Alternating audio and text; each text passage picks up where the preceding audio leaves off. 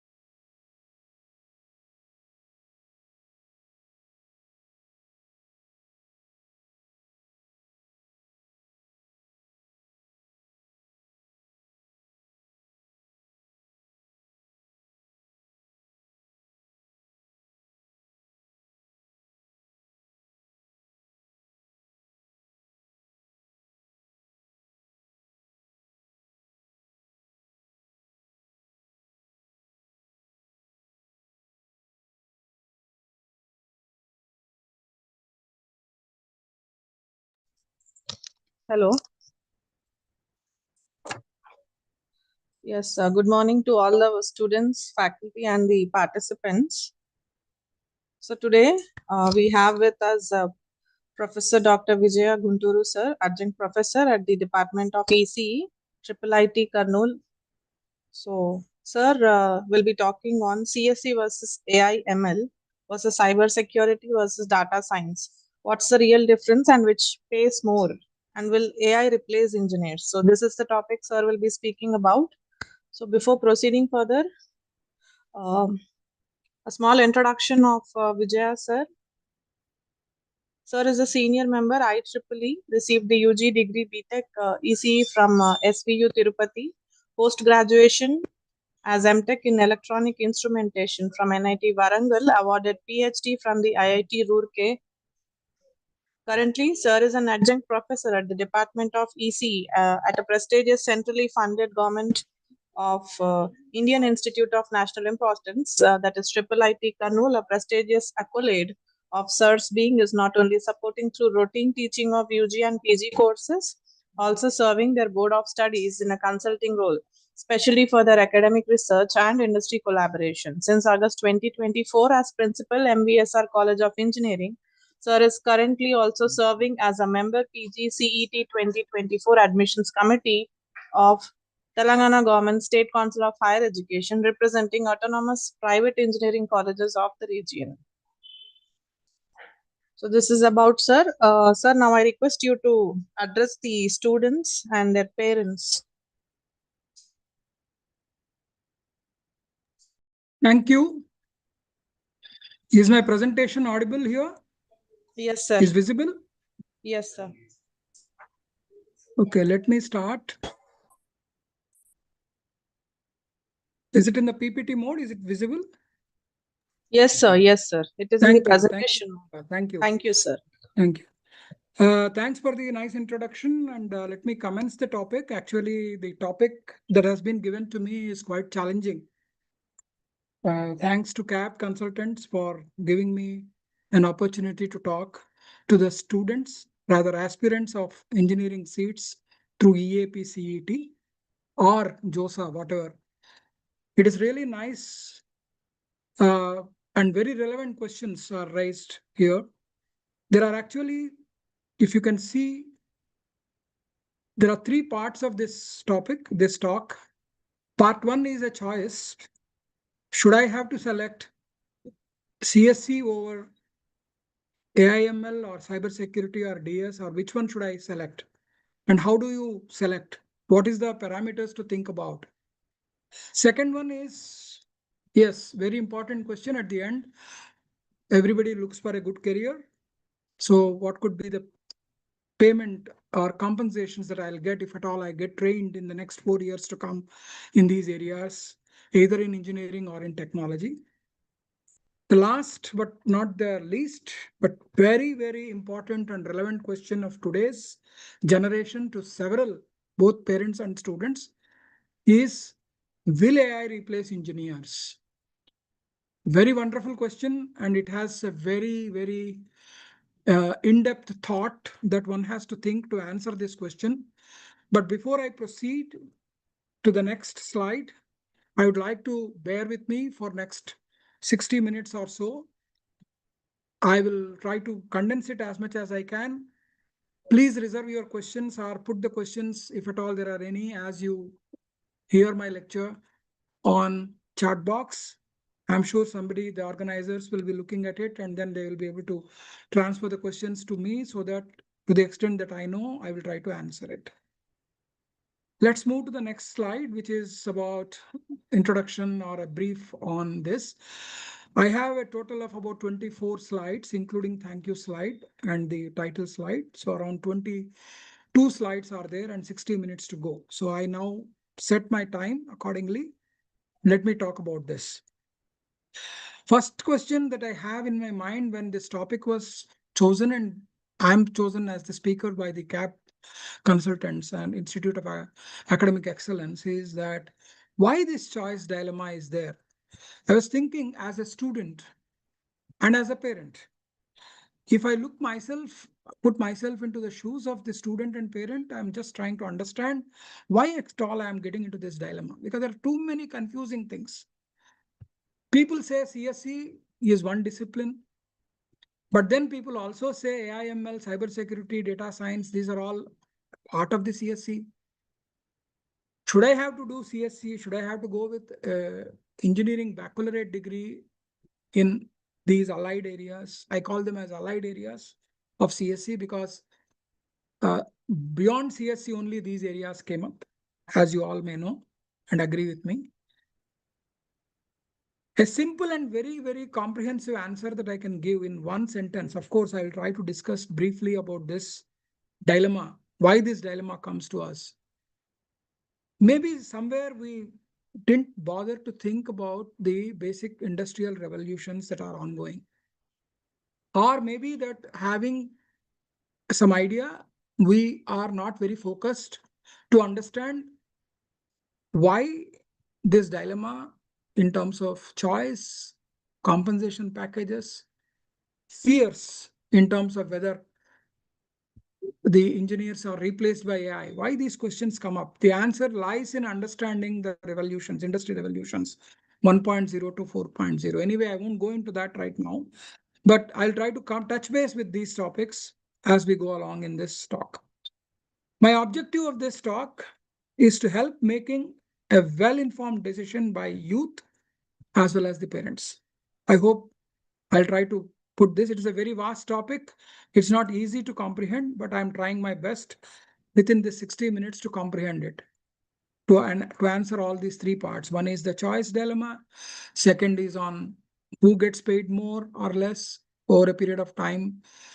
And third one is will AI replace engineers over a period of time? And if so, what is exactly that we should do as engineers, having graduated in 2029, having joined now a branch in 2020, because you can't undo what you have already done.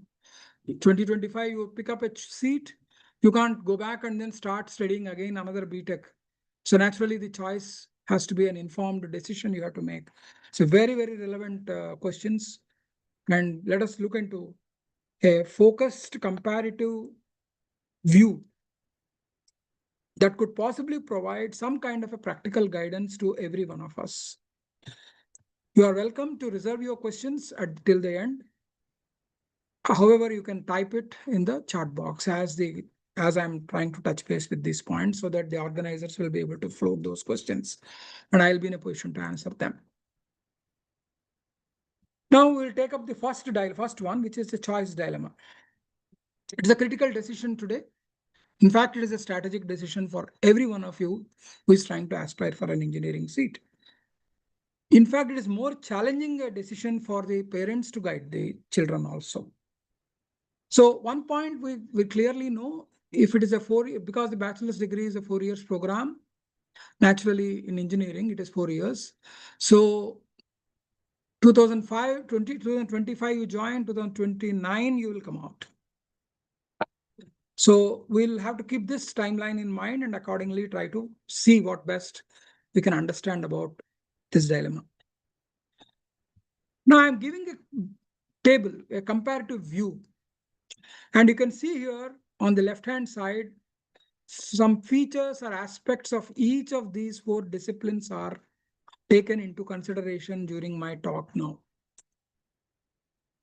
The talks that I'm taking into account here is feature or aspect of each of these branches, primary focus, core subjects, typical job roles, tools and languages, learning curve, industry application, interdisciplinary nature or not, scope for R&D and PhD, career flexibility, sustainability. These are the aspects that I'm trying to give in this comparative view. Let me try to inform you or try to bring out the differences with more specifics on each row. AIML. AIML, basically, it is a short form for artificial intelligence and machine learning, as all of you know. It is basically nothing but in this course or in this program, if you try to choose AIML, you are supposed to be on designing intelligent systems, learning from data. These are the two major roles that you need to pick up in learning in the 4 years of BTech. When you take up a cybersecurity as a degree that you want to pursue, you will be more into security systems, networks, and data related aspects. Please try to understand the clear differences between the two in terms of the aspects. Then the third one is data science, analyzing and interpreting data for decisions. This is the different role. This is so the ball game is not same in every discipline that you choose. You have to first have the objective in your mind clearly. Similarly, if you go to computer science and engineering, suppose if you choose that as a program for your 4-year study, they are basically computing principles in the core and software and systems. It is more or less a broader way as of today. CSC is a broader study into which you can specialize within CSC, AIML, or cybersecurity or data science. This is what is the status today. But there are institutions that offer programs tailor-made for the baccalaureate degree in AIML, in cybersecurity data science. Now, a part of things that are not relevant to you in CSC, they will not focus in AIML, correspondingly in cybersecurity, correspondingly in data science, when the Board of Studies design the syllabus. Because I am one among those who are in the Board of Studies, I very well know how the syllabus is getting designed.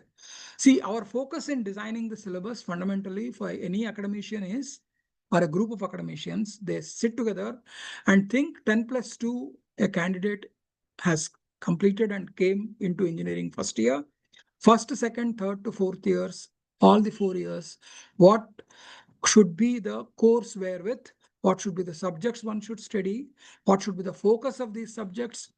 Based on that, I need to design how many subjects per semester, how many subjects per year, and what kind of electives, what kind of special electives like program specific electives, what kind of open electives that is required for this particular focus.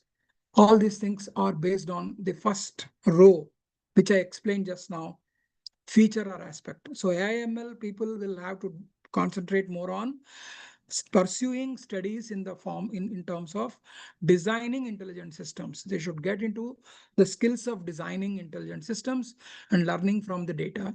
Whereas cybersecurity people will focus on securing how to secure systems, networks, and data. Whereas data science people will be more into analysis and interpretation of data for making decisions. Today, you are making a decision. An informed decision is what I am talking about today in the past few minutes. You have to have data is normally huge, sometimes big. As you know, big data is another area. Similarly, computer science and engineering principles are there in each of them. So CSC in a way is a broader perspective, whereas AIML, cybersecurity, data science, some of the aspects of broader perspective you may not have exposure if you choose a BTech or BE in AIML, cybersecurity, or data science. But CSC, if you try to do, yes, you will not get a focus in each of them, but definitely you will be required to add on these aspects like AIML, cybersecurity, data science. Next one is primary focus.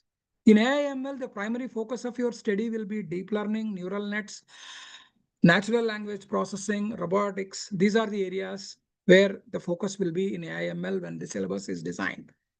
Whereas in cybersecurity, we talk more about ethical hacking. You learn more about network security. You also learn to get skills on cryptography as how to decipher or cipher a given text before you communicate to others between computers or between different geographical areas. Data science, basically on statistics, machine learning, and visualization, how to visualize the data. See, data can be visualized in many ways. You can use mathematics or statistics or machine learning. These are all tools of visualization, but that is what a data scientist or data science professional need to learn.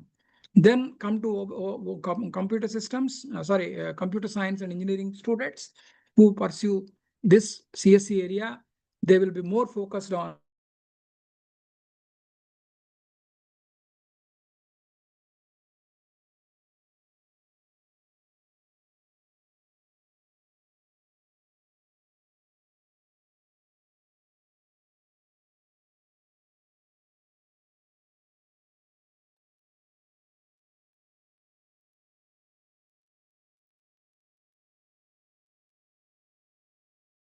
Hello, I hope I'm audible. Yeah, so to all the participants, I think there is some network issue at sir's end. Let's wait for sir to join. Sir will be joining us in 2 to 3 minutes.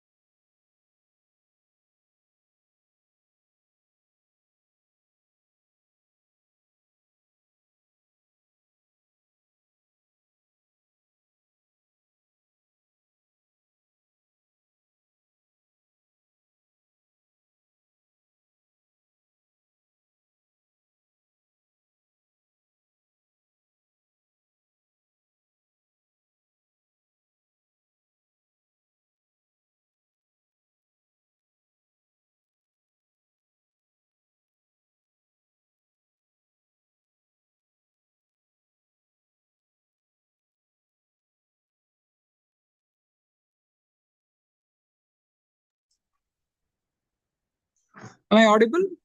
Yes, sir. Yes, sir. I'm very sorry. There was a power break at some point unexpectedly at home, from where I am trying to make this lecture to happen. I'm back now on the same slide. Is it visible? Yes, sir. Yes, sir. Thank you. Let me continue. Sorry for participants for the break. I'll be continuing from where I left. I was discussing about the primary focus, AIML, cybersecurity, data science, and computer science. What are the primary focus in your study?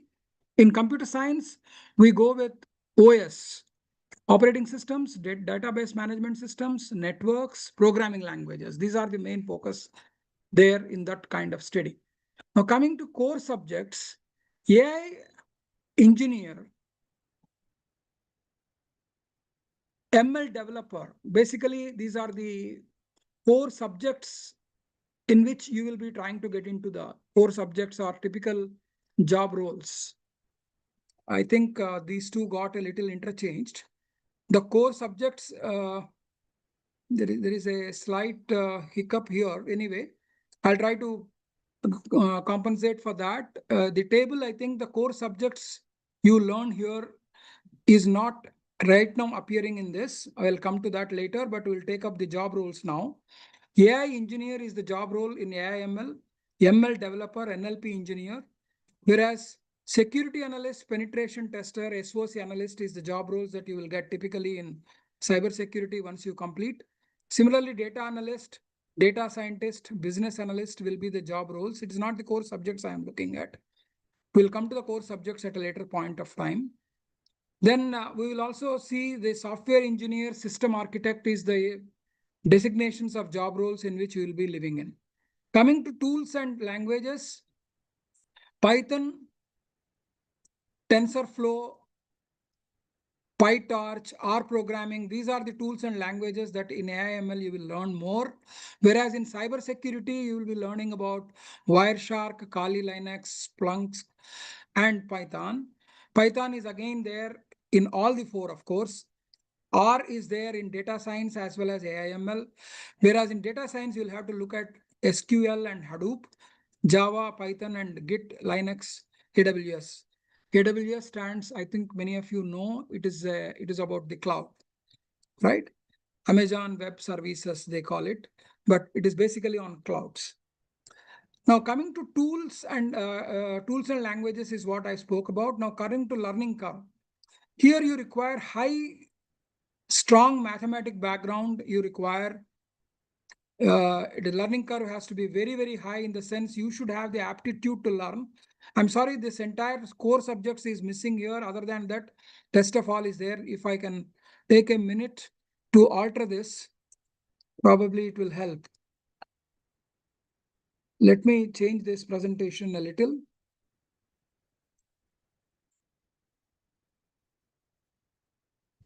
Yeah, I think I'm there back. We'll come to the core subjects later. I'll come about that later. Now, coming to the learning curve, you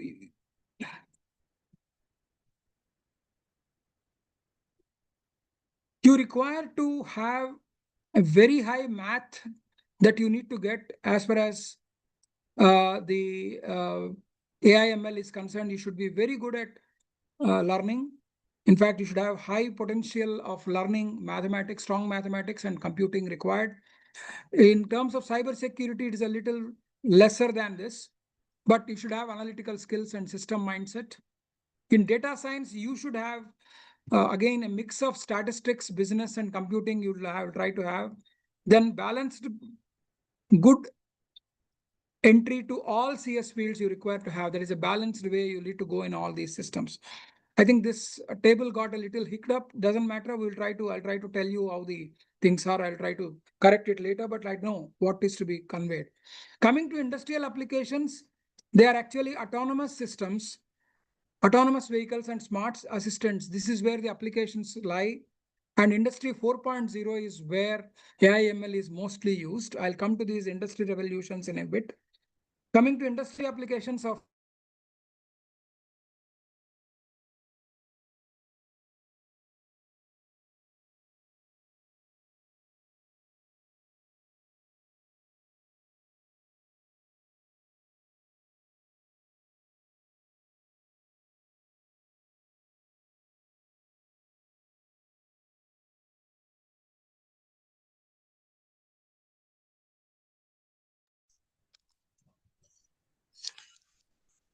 Sir will be joining us in under 2 minutes. I think there is again network issue at sir.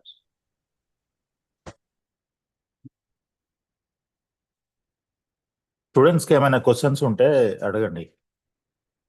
ఏమైనా counselling సంబంధించిన doubts ఇలాంటివి ఏమైనా ఉంటే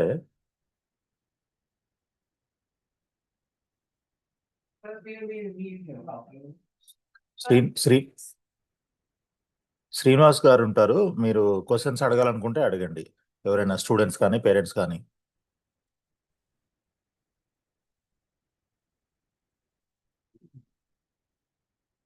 good morning. అంటే ఈ counselling session సంబంధించి questions కానీ అలాగే సార్ చెప్తున్న దాని మీద క్వశ్చన్స్ కానీ ఉంటే మీరు ముందుగా పోస్ట్ చేయొచ్చు లేదా అడగవచ్చు. End of the sessions sir will answer. Otherwise counselling సంబంధించిన ఏమైనా క్వశ్చన్స్ ఉంటే మేము ఆన్సర్ చేస్తాం. మీకు స్టూడెంట్స్ కానీ పేరెంట్స్ కానీ ఎవరైనా ఏదైనా క్వశ్చన్స్ క్లారిటీ కావాలంటే పోస్ట్ చేయొచ్చు లేదా అడగొచ్చు. Good morning sir. Good morning. Sir ఇప్పుడు ఎంసెట్ హాల్ టికెట్ మీద ప్రిన్సిపల్ సైన్ కావాలా సార్? అవసరం లేదమ్మా. ఇంటర్మీడియట్ హాల్ టికెట్ మీద? ఇంటర్మీడియట్ హాల్ టికెట్ అవసరం లేదు. నీకు లిస్ట్ ఆఫ్ డాక్యుమెంట్స్ ఉంటాయి, మీకు చూపిస్తాను. ఈ సెషన్ మధ్యలో అవుతుంది. అయిన తర్వాత will go for what are the documents required for counselling. Thank you. Okay, అంటే గెజిటెడ్ సైన్ ఏమీ అవసరం లేదు. ఎందుకంటే మీరు వెరిఫికేషన్కి వెళ్ళినప్పుడు అంటే ఈ హాల్ టికెట్ ర్యాంక్ కార్డ్ అంతా జనరేట్ సాఫ్ట్వేర్ మన సిస్టమ్ నుంచి వచ్చేదే కాబట్టి దానికి సైన్స్ ఏం అవసరం లేదు. వెరాజ్ మీరు ఆల్రెడీ ఒరిజినల్స్ కూడా తీసుకొని వెళ్తారు. 10th inter TC study certificates ఇవన్నీ ఒరిజినల్స్తో వెళ్తారు కాబట్టి ఏ గెజిటెడ్ సైన్ అవసరం లేదు. Okay sir, thank you. కాకపోతే పర్పస్ ఏంటంటే మీకు ఒకవేళ మీరు సర్టిఫికేట్స్ ఏదైనా కాలేజ్లో జాయిన్ అయ్యి సర్టిఫికేట్స్ ఒరిజినల్స్ అక్కడ ఇస్తారు. 4 సంవత్సరాల తర్వాత మాత్రమే మళ్ళీ తీసుకుంటారు. మధ్యలో వాళ్ళు ఇవ్వరు. మధ్యలో మీరు ఏదైనా అప్లై చేయడానికి కానీ ఏదైనా జాబ్స్ పర్పస్లో వెళ్ళటానికి కానీ మీ డాక్యుమెంట్స్ ఒరిజినల్ డాక్యుమెంట్స్ ఉండవు కాబట్టి వేరే ఏవైతే జిరాక్స్ కాపీస్ ఉంటాయి కాబట్టి అవి ఒరిజినల్గా ట్రీట్ చేయడానికి దాని మీద గెజిటెడ్ సైన్ పెట్టించుకోవాలి. అది మీకు సేఫర్ సైడ్గా ఉంటుంది for 4 years. Okay sir. Sir document. Yes, sir. Hello. So participants, Tanmay, ఒక 2 minutes ఆగమ్మా. Sir join అయినారు. మనము we will proceed with question answer sessions after this session, by end of this session. So, sir, Vijaya sir. Yeah, am I audible now? Yeah, you are audible, sir. You can just proceed with your presentation. I'm sorry, there are too many hiccups today, unexpectedly. Sunday probably. No problem, sir. Students will understand. I will be quickly starting in a minute by sharing my presentation now.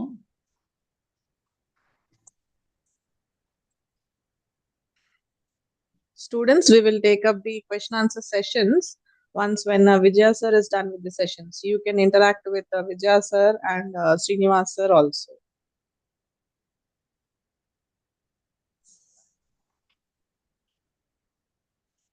Is my presentation visible? Yes, sir.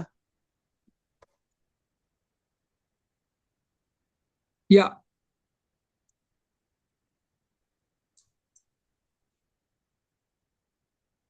So coming to learning curves, you should have a very high learning curve in AIML because it requires strong maths, computing required maths and computing aspects. I'll try to tell you the difference between these aspects in a minute.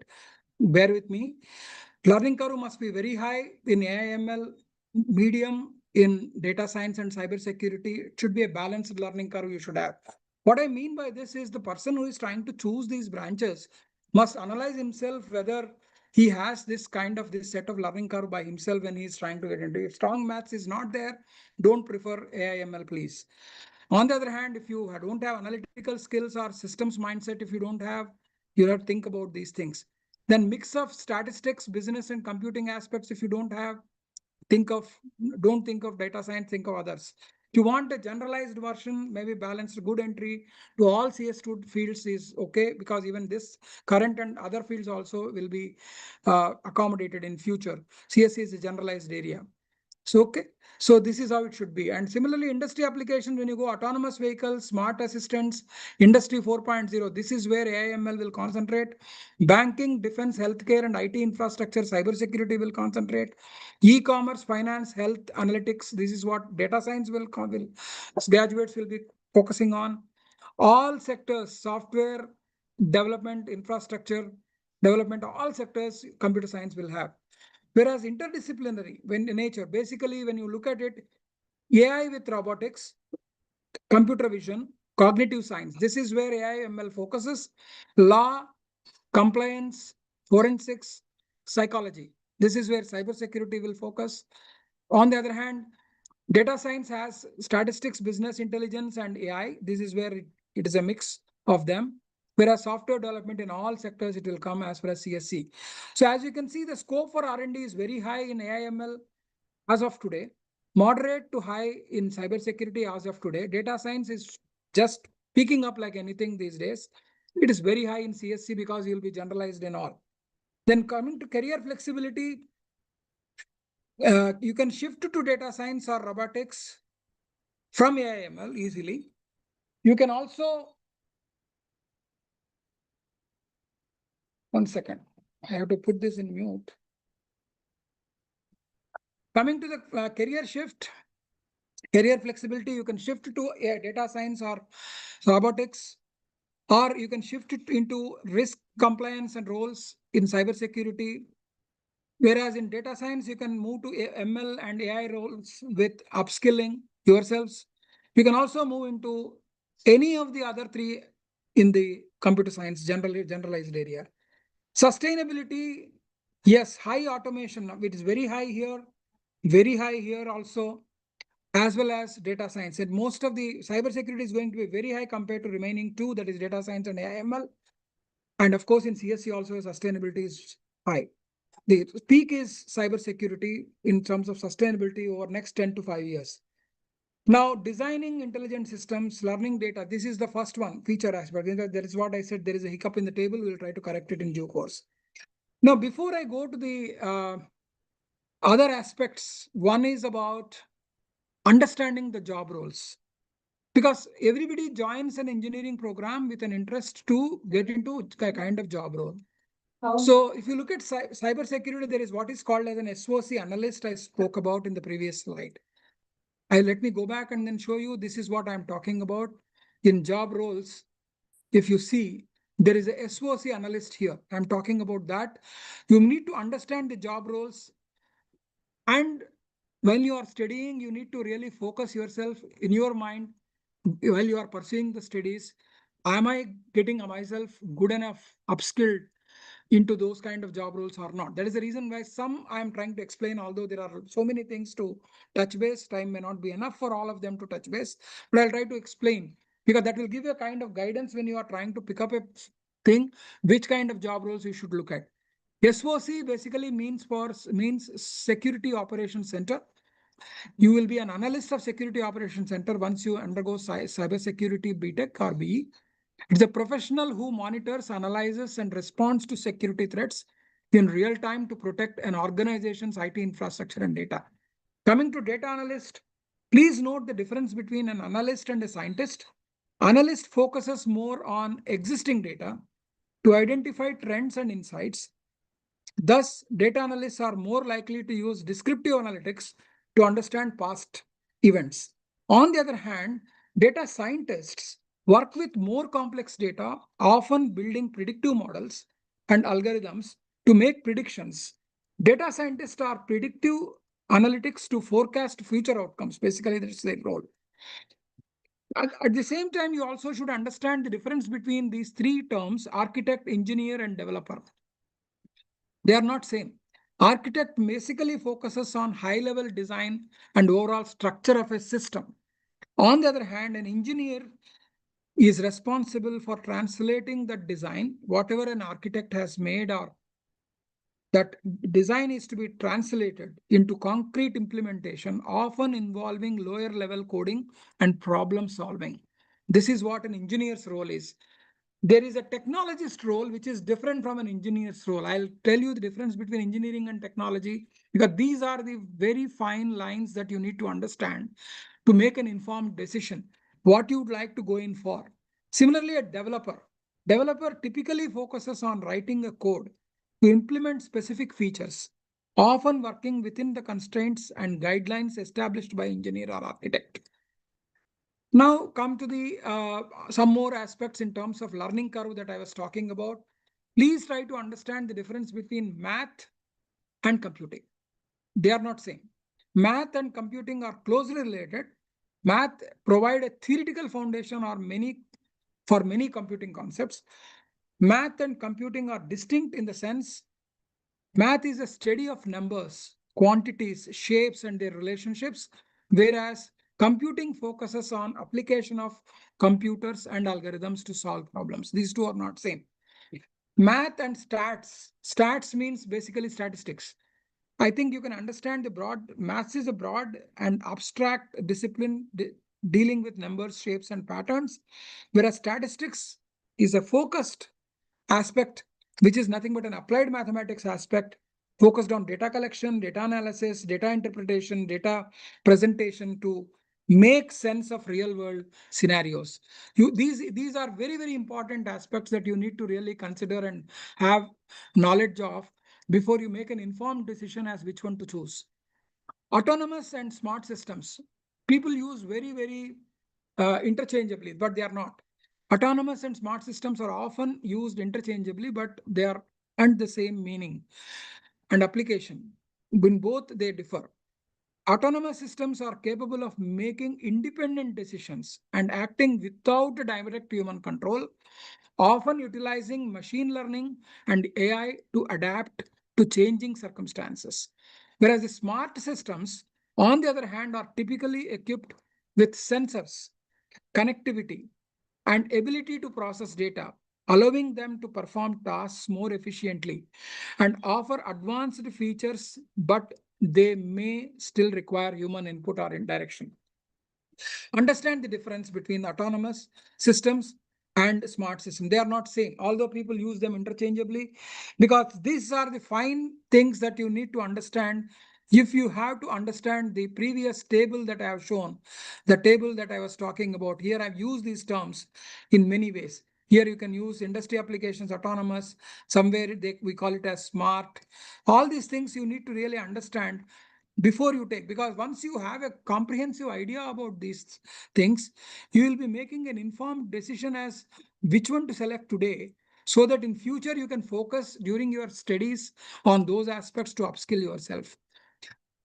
Coming to the core topics or subjects, although I have not touched base earlier on the table, which I'll have to correct a little bit.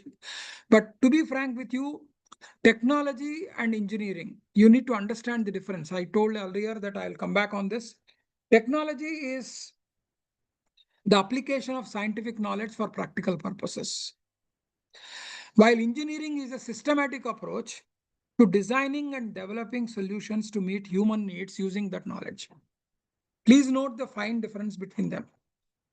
Technology is the application of scientific knowledge for practical purposes, whereas engineering is a systematic approach. Technology basically is having a fine difference between that and engineering to designing of developing solutions to meet human needs using that knowledge.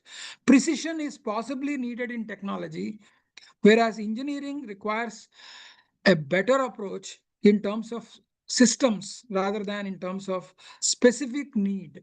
You may make some compromises when you go here. I'll tell you a simple example on this. If you have to really travel from one point to another point, there are multiple ways of traveling. Now, what is technology here? Will you use a bicycle? Will you use a scooter? Will you use a car? Will you use your own legs to travel from one place to another? Your technology is that. So you will try to have multiple aspects in terms of human needs. What is the need that you have at that point of time? Not that you cannot afford petrol or fuel. Sometimes you may feel like, let me walk and reach the other place. So basically, this is basically towards engineering side. Now coming to technology side, yes, you use the car or cycle. What is it that you are using? That is your technology part. Now coming to NLP, natural language processing is a machine learning technology that gives computers the ability to interpret. Please note, humans have the ability to interpret, not the computers. At the end of the day, however, we are good at designing these computers, making things to happen, it can never beat a human. There is no doubt about it in its interpretation. And hence, please understand, the natural language processing is a machine learning technology. It is a technology. It is not engineering there again. And it is an ability to interpret, manipulate, and comprehend human languages. Now, coming to the industry revolutions, the basic point which I want to touch base on these three questions that we started with. Before you take a decision on this, I want you to have an informed clear-cut idea about why these questions are coming often time and again these days. Will engineers be replaced? What is this confusing aspects of why this confusion is coming today, whereas earlier we used to have core branches, even within ECE, within computer science, we are having a lot of terms which are very difficult to comprehend. Why this is happening? The basis for that, the fundamental knowledge that you need to have, is to understand the industry revolutions, which most of us think that we know, but I better try to define them, or I better try to give them some idea. Of course, it's not comprehensively the same, but you can dwell into these thoughts. Industry 1.0 to Industry 5.0 is where we are heading towards. 1.0 was when machines started to take over that was done by a hand. In your own hand, when you are trying to do it, was pre-Industry 1.0 era. Now, beyond 1.0, machines started to take over the work done by hands. Example, steam power defined in this era. James Watt's steam engine came up in this era, and there are many more examples of that. Transportation, you used to go by, you don't have this. Industry 1.0 is one which has brought in the steam engine and railways. Industry 2.0 is an era that marked speed and scale of production. So now, earlier it is the way you do it. Now it is how fast you do it and what is the scale, mass production part. That is coming up here. And the game-changing inventions came up, like telephone, the light bulb, and the automobiles. These are all the things that came up. Industry 3.0, late 20th century, IT and digital startups came up. The digital age commenced in late 20th century with production augmented by, it is coupled by advanced technology. It has set stage for modern technology in which we are living today. Landmark achievements in this Industry 3.0 era is introduction of automation in computers, programmable logic controllers, devices that automate industrial processes, and the birth of internet, changing how we communicate and do businesses.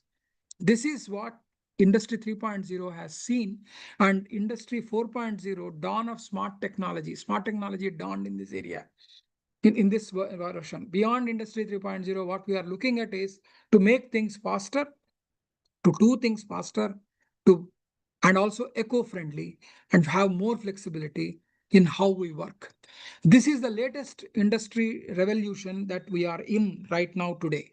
It builds on what started with automation and computers on the production floor. Right on the production floor, you find automation and computers. None other than that you will find almost most of the human interventions are reduced to a great extent, which people used to do, but human interventions are never eliminated in Industry 4.0 or even beyond. This is for sure. Let me give some examples of Industry 4.0 we are talking about, where we are living in already. AI, machine learning, which let machines get smarter on their own. The Internet of Things, which connects devices to talk to each other and share information. Big data is what we are seeing in this era. This is all about crunching huge amounts of information to make smarter decisions. Please note, I normally use this data science information technology. Now you look at these two terms, data and information, they are not to be interchangeably used. Please note, data is when you try to have some entity to your knowledge. For example, in Leh or Ladakh today, it is very low temperatures are there, minus 15 degrees centigrade or something. It will come up as a news to you in the television, right? Now, what you see is that data or information to you. If you are going to Leh or Ladakh, you need to pack your woolen accordingly when you are trying to pack your baggages. So your information is nothing but data put in a context. Without a context, when you look at it, it is just data. With context, when you look at that piece of entity that you have got to your knowledge, that is information, because that informs you in some way. So today we are having a lot of data points, and it is of course information to you also, because you are going to select a seat in which branch I should go. So definitely here we are trying to feed you with a lot of data points, and it becomes information for you in the current context. We are looking at changes that could redefine not just manufacturing, but all kinds of services also are getting into smart services we are trying to come up with in industries, tapping into full scope of human creativity and innovation we are trying to come up with. Now the next one is Industry 5. Please note, Industry 5 is what we are commencing now. Till late 20th century and now 21st century and all, we are more or less in Industry 4.0 almost. Although industries by themselves, not all have changed to 4.0. There are still some in 3.0 versions, and 2.0 versions are still there. Handicrafts are still there, which is 1.0 version again, or even before. So Industry 5.0 isn't just about machines. It is about bringing human creativity back into the mix with advanced AI. That is the reason why you are talking about, will AI replace engineers? That question comes because of this Industry 5.0 revolution ongoing today. Imagine people and robots working side by side. That is already happening, as you all know, enhancing each other's work. One's work they are complementing with another. Robot or people, they are trying to complement with each other on certain things. For example, if there is a nuclear plant where I need to go inside and then try to work, usually humans are avoided these days because nuclear effects will be costly for humans. So machines are being sent there. Suppose a bomb squad is there, you must be seeing in films also. These days, people are trying to use robots to defuse the bombs in bomb squads used by police. So these are the areas, some vulnerable strategic areas where they are sensitive. You are using robots. So people knowledge, people intelligence, because robots are being still run sometimes by autonomously, sometimes partially autonomous in a smart way, that is by human intervention. So naturally, even drones, for example, right? So the future also looks green. The green technology is something, green buildings and all that we are talking about. Sustainability isn't just good for the planet. It's a smart business now. Future factories will aim to cut waste. You must have come across additive manufacturing in mechanical engineering as against the destructive manufacturing. In fact, when you having, let us say, a wooden chair or something you want to make, you are trying to cut and then make lots of wastage of the material from a log of wood. Today, the situation is something else. Instead of destructive, what we are trying to make probably a chair we will make by trying to add some plastic. There is an additive technology. We are using your 3D printing machines and all to make these kind of things which we used to have using destructive technology earlier. Now, multiple elements that make a chair will go through and then form a chair using 3D printing. Similarly, a gun you can make using that kind of technology today. 3D guns are also available. 3D buildings designs are coming up slowly, although they have not realized yet into a 3D building, but they are trying to make green buildings using this kind of technology.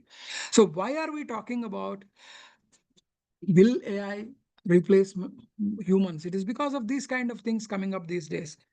There is a blend of worlds happening. Next revolution will see even more of merger between physical and digital spaces. Businesses will operate in new ways with a seamless flow between the real and virtual. It's all setting the stage for a big change, one that combines technology and human imagination in ways that we just started to imagine, but sky is the limit for human imagination. So what is the strategic advice in the process of choosing your branch?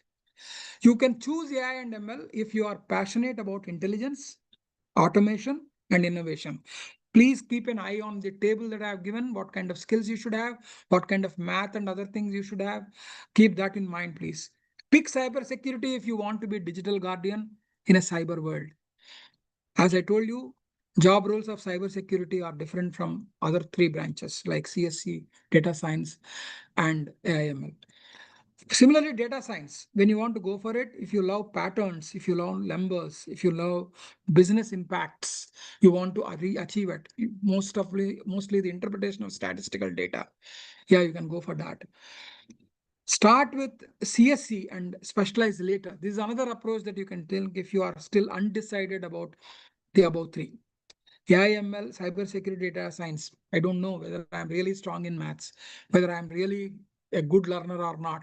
If you are undecided about these aspects, whether should I have to go with statistical number crunching or interpretation of statistics, which is focusing towards data science. If this is the kind of mindset you have, then you think about a CSA, because undecided as of today, but you want flexibility later so that you can specialize yourself into these branches in due course. Then what are the student traits? I already touch based here. It is maybe a repetition, so I'll try to skip it for want of time. If you have any doubts, we'll come back to slide number 12 on which branch to choose and discipline. Student traits, best fit branch, why? This is a very important slide for you. You can have a look at it. Strong in maths, logic plus curious mind, or do you have detail oriented ethical problem solver? Are you good with patterns and statistics and communications? Are you unsure of or looking for broad options?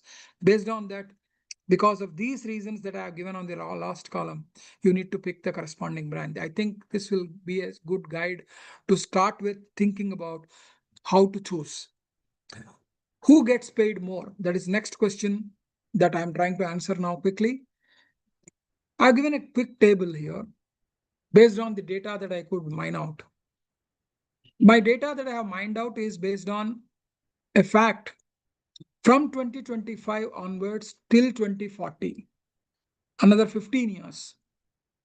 Who gets paid more is what I'm looking at. When I compile the data, this is what I'm getting. AIML starting pay in India, I'm not talking about abroad. You have global options also. Please keep it in mind. A lot of global options exist for these branches. 10 to 18 lakhs per annum is for the, and cybersecurity 6 to 12 lakhs per annum. Data science 8 to 14 lakhs per annum. General CSC 5 to 10 lakhs per annum. Now, 10 to 15 year overlook, if you look at, for example, why am I talking about 2025 onwards? NEP, if somebody is trying to implement post 1 year, also first year also, you'll be able to get some good skills and certification from which you can gain a job.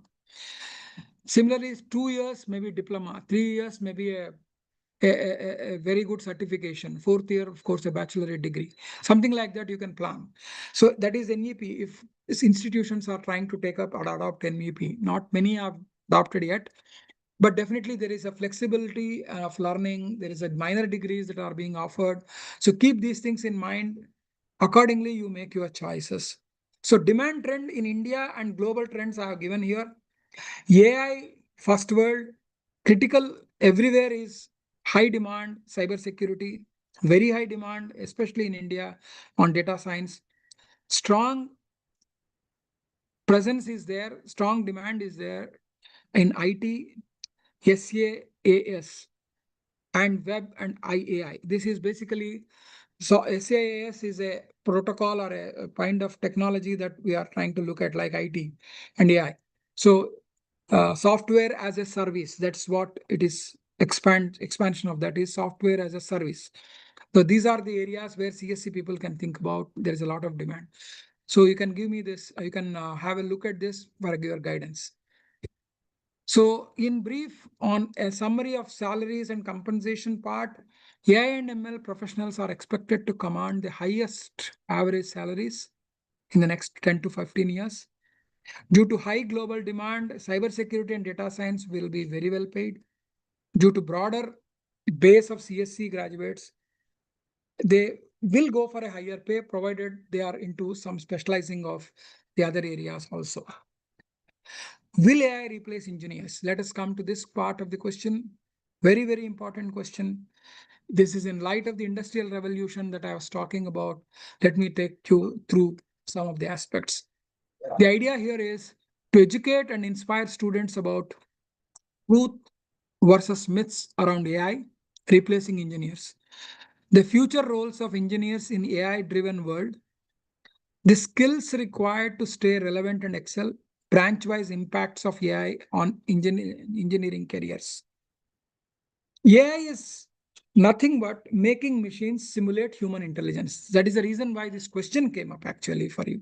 Will AI replace engineers? It includes machine learning, natural language processing, computer vision, etc. Examples that you have today, ChatGPT is there. A lot of even programs that it is making and then giving you, you don't need to really write programs on your own, coding you don't need to do. That's the kind of mindset that we have, but the creativity of you, no ChatGPT can replace. Self-driving cars are there. No doubt they are practical these days. Similarly, because drivers are out. Self-driving cars, when I say the autonomous vehicles, that's what I'm talking about. Face recognitions are happening these days. Just by sitting in a classroom of 40, 50 students, if I have fixed a camera there, based on your face recognition, I just get a capture of your attendance. I don't need to really take your attendance by making a roll call. These are very, very practically happening things. Predictive maintenance. So before something is going to happen, there is an alarm given to you and you will be taking predictive maintenance steps. Note one point, AI is just a tool. It is not full replacement of human capabilities. Keeping this in mind, let us take up next one, automation versus AI. Automation replaces tasks, not entire professionals or professions. So this is one thing which you need to keep in mind always. It just replaces tasks, but not entire professions. So automation, essentially, the purpose is to perform repetitive tasks faster. Faster is the keyword. Repetitive tasks faster. That is where automation is came up. AI will learn, adapt, and make decisions. The problem in automation is that it won't learn, whereas AI learns. It will learn, it will adapt, it will make decisions. So this is where the AI is about. Skills replace. Routine physical or digital jobs are out. So any job that is about routine, that is why recent studies that I have observed is your HR jobs, which are there in many of the companies, about 72% of them are going to be laid off very soon. A lot of layoffs are going on in HR sector. Whereas if you look at nursing, for example, the profession is you are a nurse and somebody is a nursing staff. Can you replace with AI? Not possible, not that easy. Although people talk about robots replacing robotic nurses, people are talking about no. Nurses require a personal touch. So about 6 to 7% only are the people. This is the least area where jobs are getting not replaced, because AI cannot replace nurses as of today. Similarly, doctors, similarly, skills that you have as a human interventionist wherever are there, empathy that you have, not easy to replace. So statistics clearly shows today that not many layoffs. In fact, there are a lot of demand for nursing and doctors and all that. Definitely, you may have, because of AI, cognitive tasks done by the machines, but humans only will have the creativity, not the machines. Although people are attempting at this, but it's not that easy to arrive at. In my study and research on this topic, I could understand that a human's brain, if you have to really simulate with the creativity and all that, I don't know when it will happen, but as on today, with the current technology advancements and availability of techniques that are available and machines that are available, concepts that are available, I understand, and is clearly given by a very reputed IEEE kind of a journal. It says today the scenario in 2025, the scenario is you can at most mimic the brain of a fly. FLY, the fly, a fly that is flying with its own thing. Okay? It's not easy. To even if you look at the biological reactions happening in the human body, every human body is unique. Now, if you want to mimic that, there are no computers, there are no, even quantum computers are not able to do this kind of estimation of these reactions. It can't replace. So cognitive tasks, creative tasks can never be replaced, and humans will never be replaced. So professions will not be replaced, tasks may be replaced.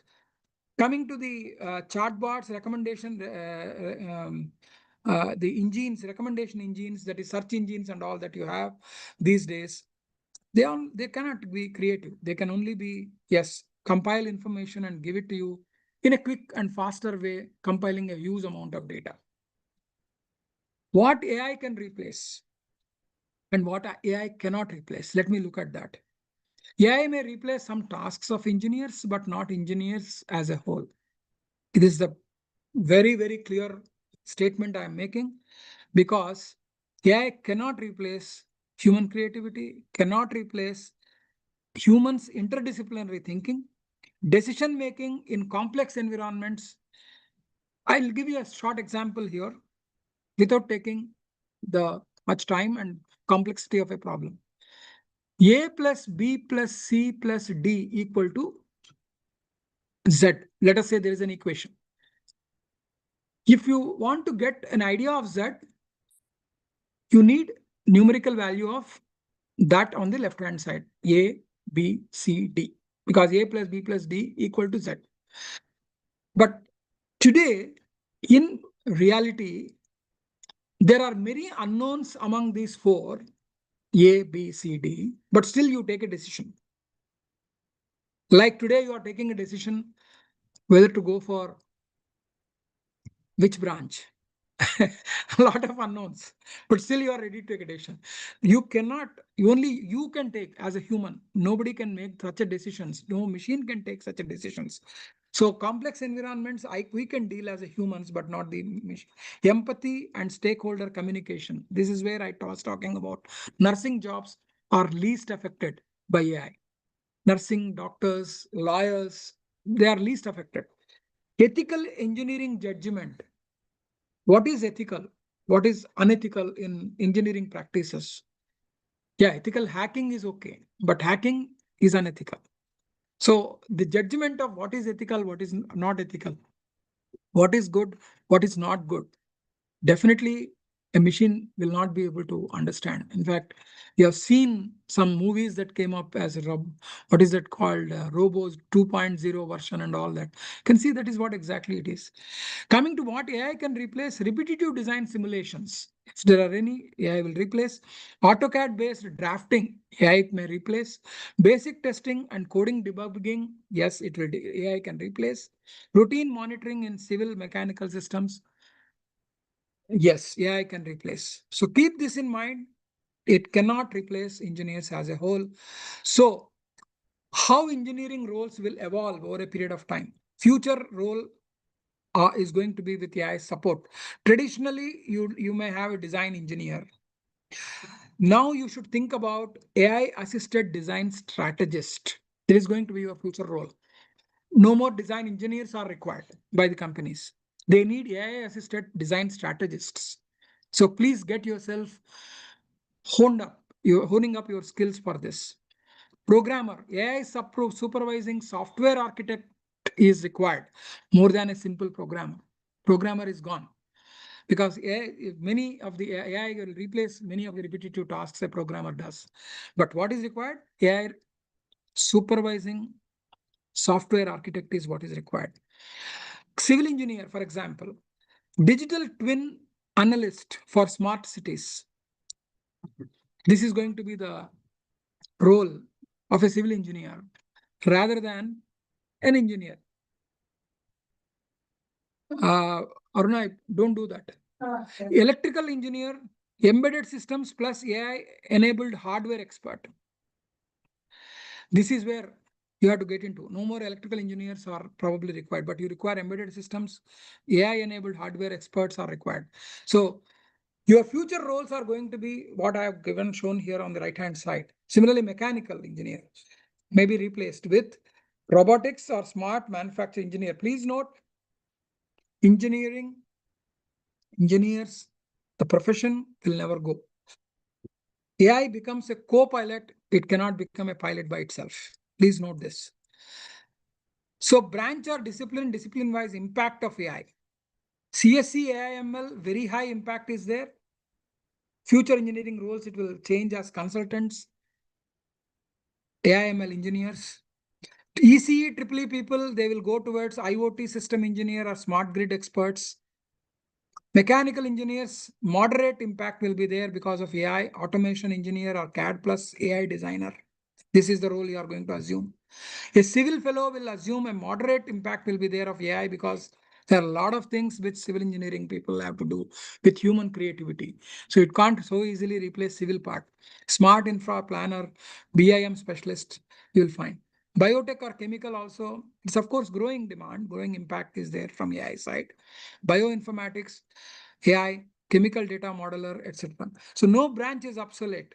AI enhances, not replaces. Now, skills a future engineers must have.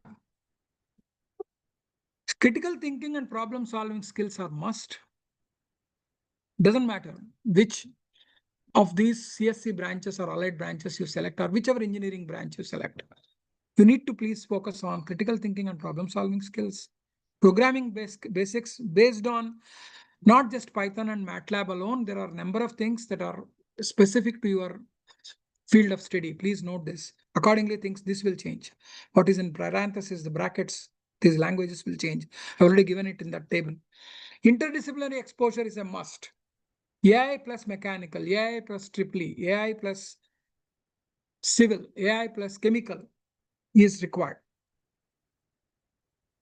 And communication and teamwork, I don't think anybody else can do other than humans only. You will have to really try to work on this. Ethics in AI and engineering, again, humans. So the desirable add-ons for these future engineers is, which is, if you join today in any of these branches, think of these add-ons, knowledge of AI tools. You need to know how to use AI as a tool. Please note this. There are a lot of certifications in Coursera, edX, Google AI, etc. Please try to go do these certifications while you are pursuing your engineering program. Participation in hackathons, Smart India hackathons, etc. Please do that. So engineer plus AI, this is what is the future. You should become a super engineer, not just an engineer anymore. Keep this motivation in your mind, please, as ever, when you are going into this. So now AI won't replace engineers, but engineers who use AI will replace those who don't. So who is getting replaced? There will be replacement of engineers. Provided you don't want to use AI, you will be replaced. Please note this. The AI you have to have. Now, it doesn't matter whether you choose a particular CSC discipline, which I told, the 3 disciplines, data science, you have the other one, cybersecurity, or you have AIML. But irrespective of whichever you try to go for, whichever engineering branch you try to, you have to use AI. Your career is not about fearing AI. It is about learning with AI, learning with AI, learning AI. No, learning with AI. Everything that you learn with AI, you should think about. Then you will never get replaced in future. AI will not replace engineers, but it will engineers replace who don't have the ability to adapt themselves to the trending modern trends. Those who rely on routine tasks, if you want a very routine task to happen in future, like in good olden days, they used to go for routine tasks. No more you are going to have such kind of things. So you need to be almost on your toes to learn every day and become a lifelong learner. Those without problem solving skills, yes, those engineers will certainly be replaced by AI. Engineers who evolve will lead industries, design the future, and build smarter cities. With this, I think I'm almost concluding this talk. I'm sorry if I have had some extra time or some hiccups in between because of my power cuts, but I'm sure I try to convey what best I can. So choose an engineering branch that excites you. Definitely don't think about AI replacing and all stuff. Embrace AI as a tool. That's my sincere advice. Focus on skills, not on job titles. The future engineer is human-centered and AI empowered. This is a golden line that you can think about. Human-centered, AI empowered. Try to be one if you have chosen engineering through EAPCET or whatever, JoSAA or whatever it is. If you want to be an engineer, become a human-centered and AI-empowered engineer. With this, I thank you all for patient listening and bearing with me for the past 60 minutes or so. It's really a wonderful experience of being with Institute for Academic Excellence by Venkatesh, director, and the team, which has given me this opportunity. Thanks to the participants. Thanks to every one of you. Thank you so very much. With this, I conclude. Thank you so much. Thank you. Thank you. Yes, sir. Thank you so much, sir. It was a wonderful session. So your session provided all of us with valuable guidance and how to see AI how to embrace AI. So it was really good. So let's take up few question answer sessions from audiences. Students can please raise your hands who wish to speak to Vijaya sir.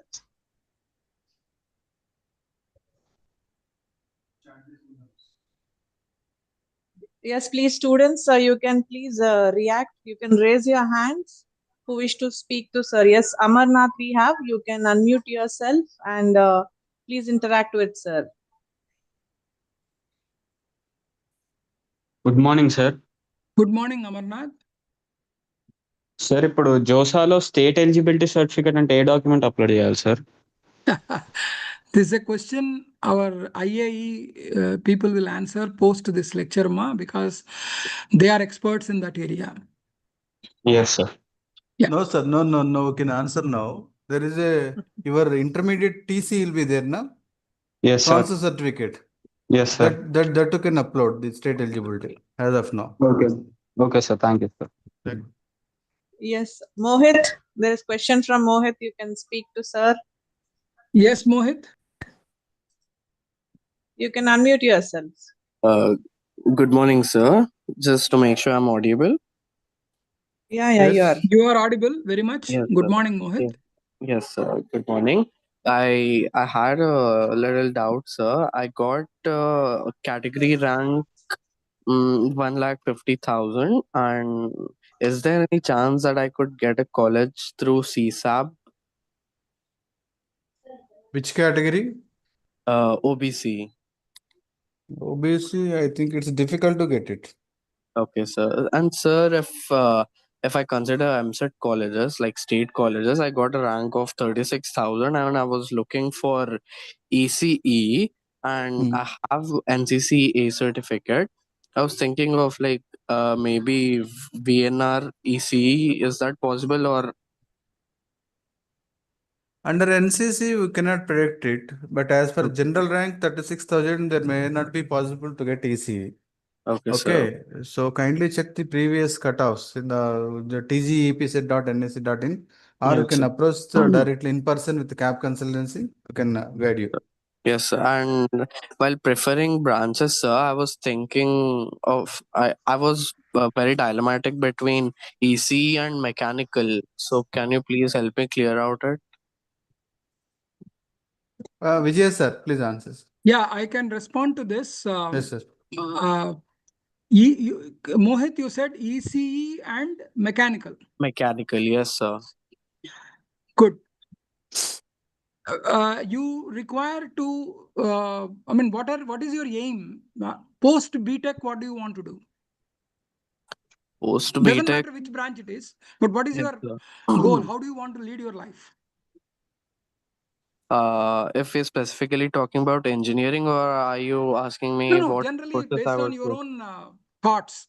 You Okay, want sir. to be a relaxed job, routine 9 to 5 kind of thing, or you want to be, what kind of life you would like to think for yourself in your professional career? Not obviously a 9 to 5, sir. I would definitely opt for other things. Engineering is a side quest, but it's also a main degree for me. After that, I would definitely pursue MBA. Good. So that gives me some idea of what you are thinking about. So based on that, I would like to suggest that yes, you can plan mechanical and MBA is a very good combination. ECE and MBA is probably not that good a combination than mechanical and MBA. Think about this. Yes, sir. And so I was a bit curious to know like what all opportunities I would get in future if I pursue mechanical or electrical. Like I've seen a lot of upcoming jobs through EC, specifically through EC, that all the semiconductors, chips and all the sirs over here present over, and as well as you've also considered those jobs, but I was confused much about mechanical. Like what all job opportunities would I be able to get? Yeah, from the viewpoint of yesterday, I don't know whether you were present in my talk. I just gave a talk on various job opportunities that you get in mechanical. The presentation that I have will be shared through CAP consultants to you. You can have a look at it. In fact, I've given a career guidance there straight. What should be the roadmap? If at all you choose mechanical, which direction you have to go, how to go about. I don't think I'll be able to answer it in a minute or two, keeping Sure, others waiting, but definitely the presentation will have links. You are most welcome to come back and then discuss in person about this. Sure, sir. Just last question, sir. Where would I have the access to get that? Through CAP consultants who are organizing this program right now. Yes, They are sir. actually going to have my presentation with them. You can just get it from them and then you can go through and revert back through CAP consultants to me so that I'll be in a position to help you. Sure, sir. Thank you for your patience, Yeah, sir. thank you. Yeah, So good morning, next sir. question, sir. Yeah, Kedar. Yes, sir. Please speak to sir. Yeah. Shruti. Yeah, thank you, madam. Thank you, sir. And I got a JEE mains as a 59,975 rank. And in Telangana EAPCET, I got a 1376 rank. And in Comedy I got 455 rank. And I'm in confusion. And I'm looking for a CSE, A and ML. I don't think for JoSAA I would get the corresponding course for that. But we have to choose TG, EAPCET or Comedy. I mean Karnataka state colleges. Which would be the better option for me? Anyone from CAP consultants can respond to this? Yes, sir. Yes, sir. Yes, sir. Yes, sir. So I think as you told, for JoSAA may not be possible your choice of college and choice of course. But whereas in TG, EAPCET, I think 1300. Yeah, 1300. What is ever have any reservation, sir?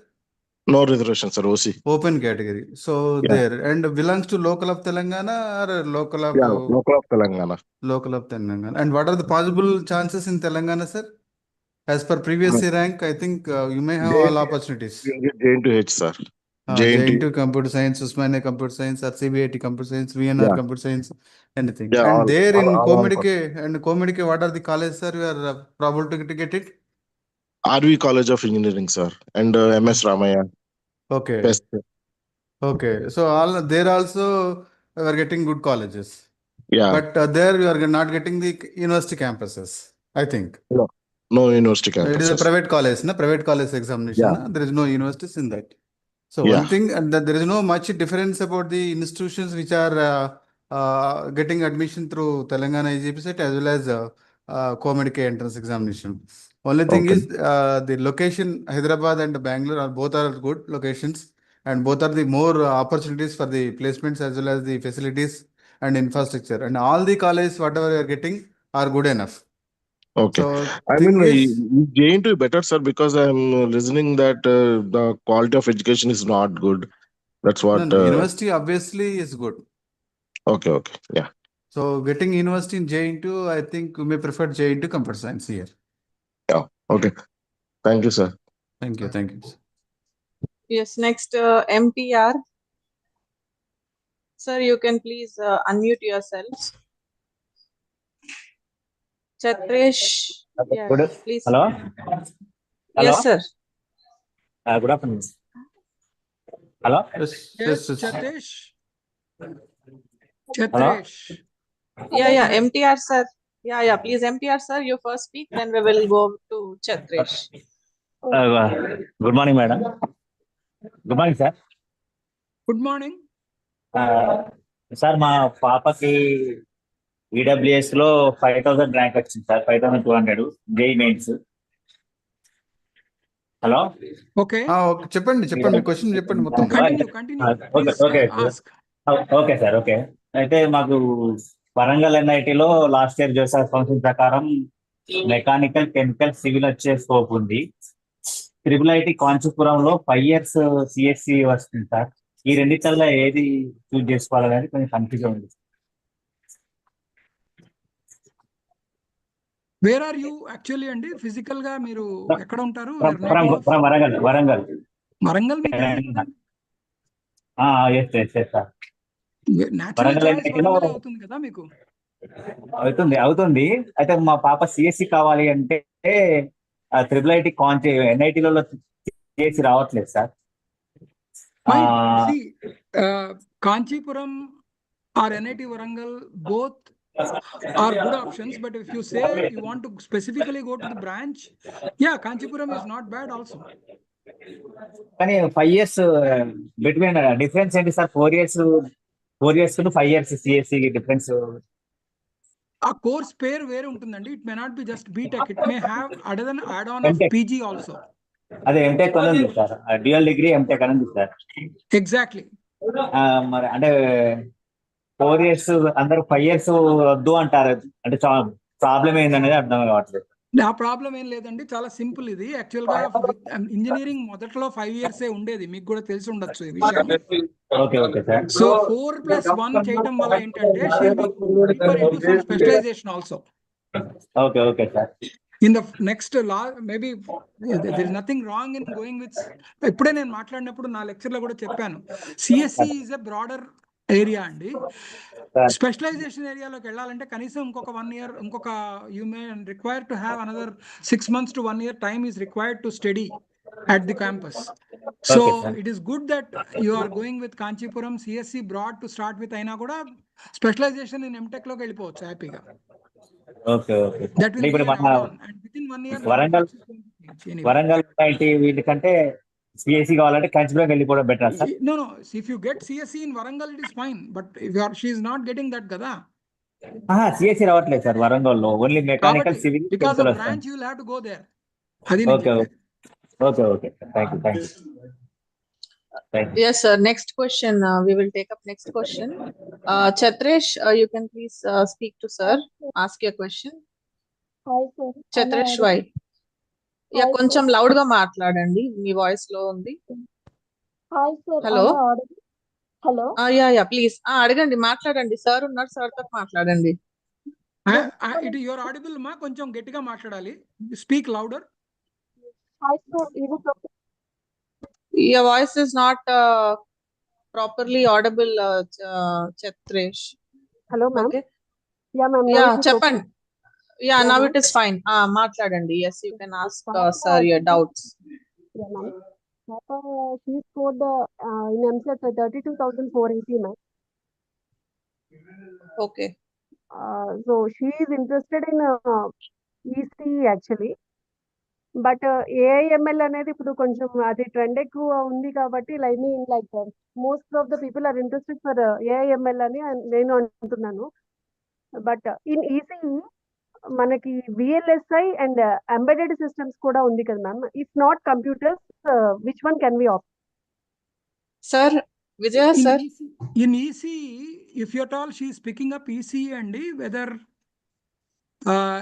even if she picks up ECE also, she can always get into those areas of AI and ML, because your embedded systems లోనూ AI వస్తుంది, ML వస్తుంది, మనకి అది tint తీసుకోవచ్చు మీరు డెఫినెట్గా. But she need to get upskilled into these add-ons, as I was trying to talk in my lecture also. Along with ECE, go with some kind of certifications for either embedded systems or IoT. You try to think about add-ons తీసుకొని ముందుకు వెళ్ళమనండి, ఇబ్బంది ఏం లేదు. It is good. And one more question, sir. Actually, పాపకి విట్ అమరావతిలో వచ్చింది, but it's like it goes into second or third category, sir. Is it okay, or IARE కూడా హైదరాబాద్ లో ఉంది? So we are from Hyderabad, sir. So which one we can? Unless you have a very geographical choice, మీకు క్లియర్గా ఇదే హైదరాబాదే ఉండాలి అని లేకపోతే, if it is okay, if you are open, yeah, you can always prefer institutions of national importance, as far as I can suggest, because they have good faculty, they have good facilities, they have good learning resources. I don't call it as library anymore, good learning resources. They have good projects in which they can learn with the corresponding faculty who are the investigators of a number of projects. So ఇవి మీకు chances IARE కంటే అక్కడ ఎక్కువ ఉంటాయని నా ఉద్దేశం. Okay, sir. Thank you for the information. Thank you so much, sir. Yeah. Sir, thank you so much, sir. And so we will take up the question answers. Hello. Yeah, good Yes. morning. Good morning, madam. Good morning, sir. Yeah, please, sir, ask your question, sir. My This daughter is okay. Yeah, can I talk, madam? Sir. Yeah, అడగండి sir, మాట్లాడండి. Yeah, good morning, Vijaya, sir. This Good is morning, Basuraj. My daughter name is Shruti, is Narayana College in Hyderabad, Nallakunta. So, rank చాలా తక్కువ వచ్చింది sir, అంటే qualified marks రాలేదు. So we join in KL university, it is Aziz Nagar. How it is sir this college? ఎలా ఉంది college? Relatively new అని విన్నానండి, KL university Hyderabad. Okay, If sir. I'm not mistaken, but they are improving a lot, and they have very good approach in trying to have the faculty as well as the infrastructure built అని విన్నాను. నేను విన్న మాట చెప్తాను మీకు నేను. To the extent that I know KLU at Hyderabad, they are recruiting faculty who are very good teachers in a teaching domain. Teaching learning process improve చేసే వాళ్ళు కొంతమంది ఉన్నారు, రీసెర్చ్ వాళ్ళు కొంతమంది ఉన్నారు, who do focus on projects and research. So what I'm trying to say, maybe it is not a bad choice at this point in time. You can, based on your girl's interest, she can go with learning as well as trying to do some internships and projects also with the existing faculty over there. I'm sure that will hone up our skills to prepare herself for the industry's readiness in future. Thank you, sir. Thank you, Vijaya, sir. Yeah. So question answers we will take up after the next session. So, Okay. sir, thank you. So we are glad to have you here today with us. Thank you. Can I leave the meeting? Yes, sir. So before that, I would like to thank you. Thank So you. how to adapt to AI and embrace it. So that was, well explained by you, and it was to the point. I hope all the students, they all liked your session. So Thank you, yes, ma. sir. Thank you. Presentations I will share with your office. If you can share email through my WhatsApp, definitely I'll share the presentations, and you can share it with the concerned, and there will be some links in the presentation, hyperlinks. They can press that for any specifics. If they further have any doubts through they are welcome to contact me. We can fix up a time and talk to the concerned on a one-to-one basis also. Thank you so much. Thank you, sir. Thank you, ma'am. So I am permitted to leave the meeting now? Yes, sir. Yes, sir. Thank you. Thank you. So to all the students, we will take up the question answer sessions after this one. So we have with us is Next Wave Technologies. Yeah, we have Kran Sai, sir, State Business Head from Next Wave Institute of Advanced Technology. Sir is known for his dedication and sincere commitment. Sir has played a vital role in the growth and outreach of the institute. He is deeply passionate about empowering students and guiding them in making informed career decisions. Sir's efforts have significantly contributed to connecting learners with the right opportunities and skill development paths. So let's welcome him. Sir, you can please go on with the session. Yeah, hi ma'am. Thank you so much for the introduction. I hope I'm audible and visible for all the students. Yes, sir. Yeah. So to quickly start off with, Can I please present my screen, ma'am? Hello? Yes, sir. You can present. You can present. Yeah, okay. Thank you. Thank you so much, sir. Hi, students. I'm Krant. I'm a state business head at Nextwave Institute of Advanced Technologies. So further, without any delay, let's go forward. A very great session by Vijaya sir earlier, who explained about the technologies, how AI would play a vital role and all.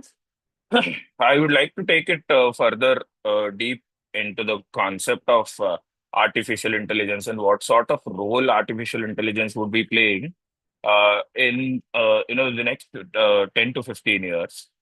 So NIIT, Next Institute of Advanced Technologies, we are committed to give advanced training, hands-on training to the students. So we understood a real-time problem that is currently in the business, which is the industry and academia alignment. So if you ask me what is the difference between industry and academia, the basic simple sense that I could quote with and the basic things that I could say is the knowledge that is being shared with the students by the college and the kind of skill set companies are actually expecting from the student, because of which campus placements have gone down by a huge margin these days. So that doesn't mean companies are not recruiting people. Yes, companies are recruiting people and companies are recruiting candidates who are having additional certificates, as mentioned earlier by Vijaya sir. So this is the base reason why campus placements have gone down drastically, because companies are not interested in hiring somebody who's freshly passed out of a college with no minimal knowledge. Earlier, it used to be like the practical knowledge was shared by the colleges, based on which the companies used to hire the employees and uh, take them forward from that point to a point where they fit in well with the system. But let's see what is happening in the current world. So, if you could see, the world is changing rapidly. It clearly depicts striking off the word fast and mentioning the word rapid. So, the technologies have started changing very rapidly. So, the technologies that we were having until 2010, 2015 are way too different to what we have today. So these rapid change in technologies require more skilled people to work on. But the colleges are actually having a similar curriculum as what they used to have a decade or 2 decades ago, which is 10 or 20 years ago. The same kind of a curriculum is being taught. But that is not what the companies are currently expecting. So with the faster change in technologies, the better educational platforms and better skills are to be, inculcated within the students. So in that process, we started something called NIIT. So we'll go deep into what NIIT is all about, but primarily, first, let's understand what is the current ongoing problem in the education industry, on job, and what is happening with the companies. So if you see how drastically things have changed from 2014 to 2025, you might all of you all relate to this. Probably, all of you all would be around 17, 18 years old by now. And I think in 2014, you might be in your sixth or seventh standards. If you could correlate if you see how shopping was in 2014, we used to go to shopping malls, you know, probably 5 to 10 times a year, uh, do our shopping, which was a very hectic thing during the festival times. But currently, if you see, shopping has become very accessible.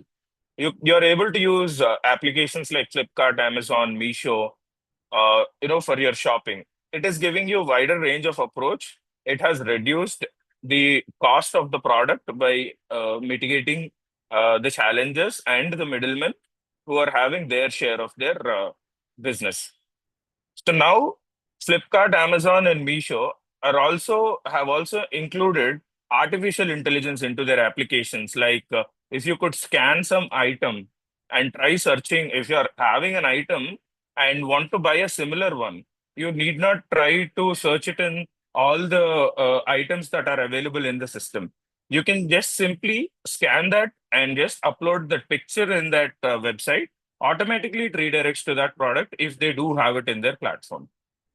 Similarly, now, if you see Swiggy and Zomato, back in 2014, ordering food was something that we need to do once after by going to a restaurant. But today it has become very accessible that you can do it by sitting at your home. By just one click, you're getting the desired food on your table within just 15 to 20 minutes.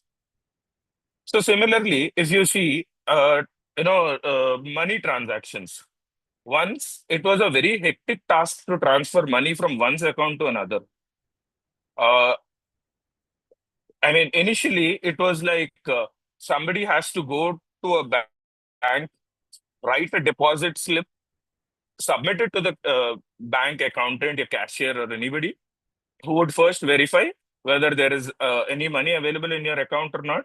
Then, after confirming, they would be transferring that amount to the mentioned account. But if it is a different account, it will take it. If it's a different branch, a different bank, it might take 1 or 2 hours for the money to be credited. But altogether, a person going to a bank, waiting there in line, and getting the money deposited, and the money, by the time the receiver receives the money, it would probably be 3 or 4 hours. But today, if we see, we are hardly taking 3 or 4 seconds to do a particular transaction. If you have predefinedly fixed that I have to send this person this much amount of money, it is hardly taking us 4 to 5 seconds.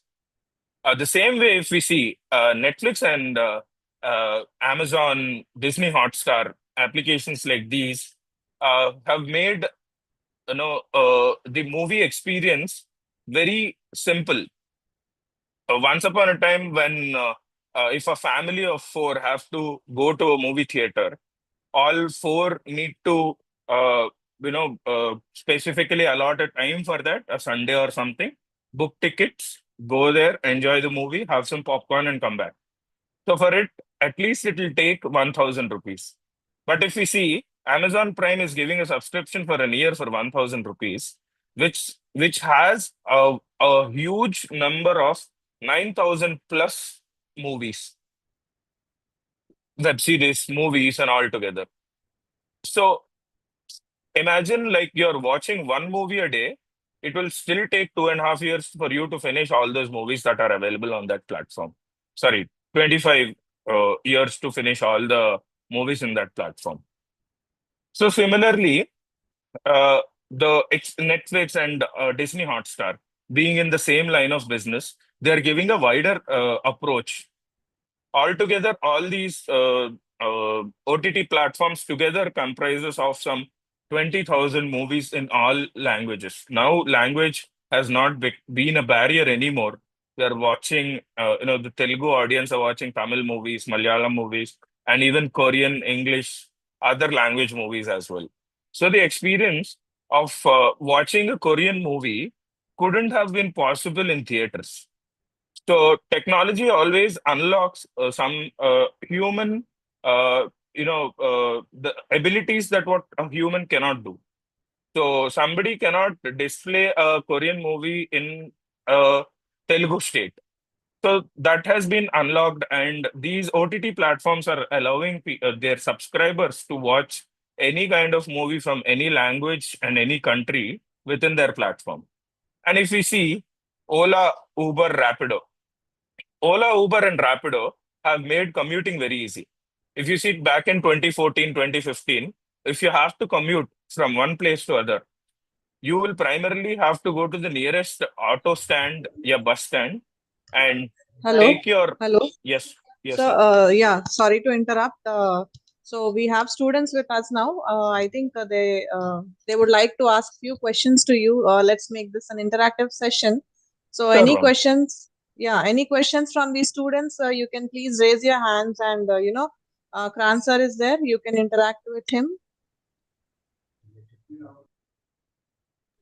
Yeah, please ask questions related to the topic. Okay, so students, you please raise your hands, or you can even drop your question in the chat box. You can react.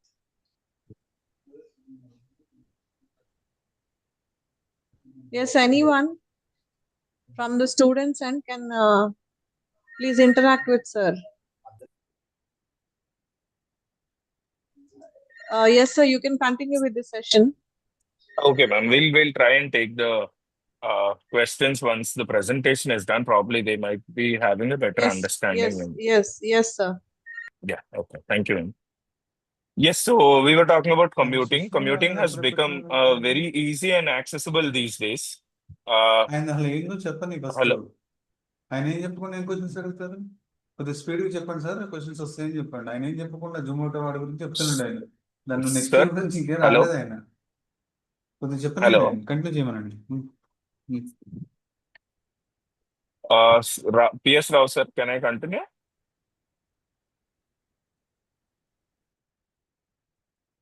Yes. So yeah, it is about commuting that we are talking about, that these applications have made commuting very easy. Right.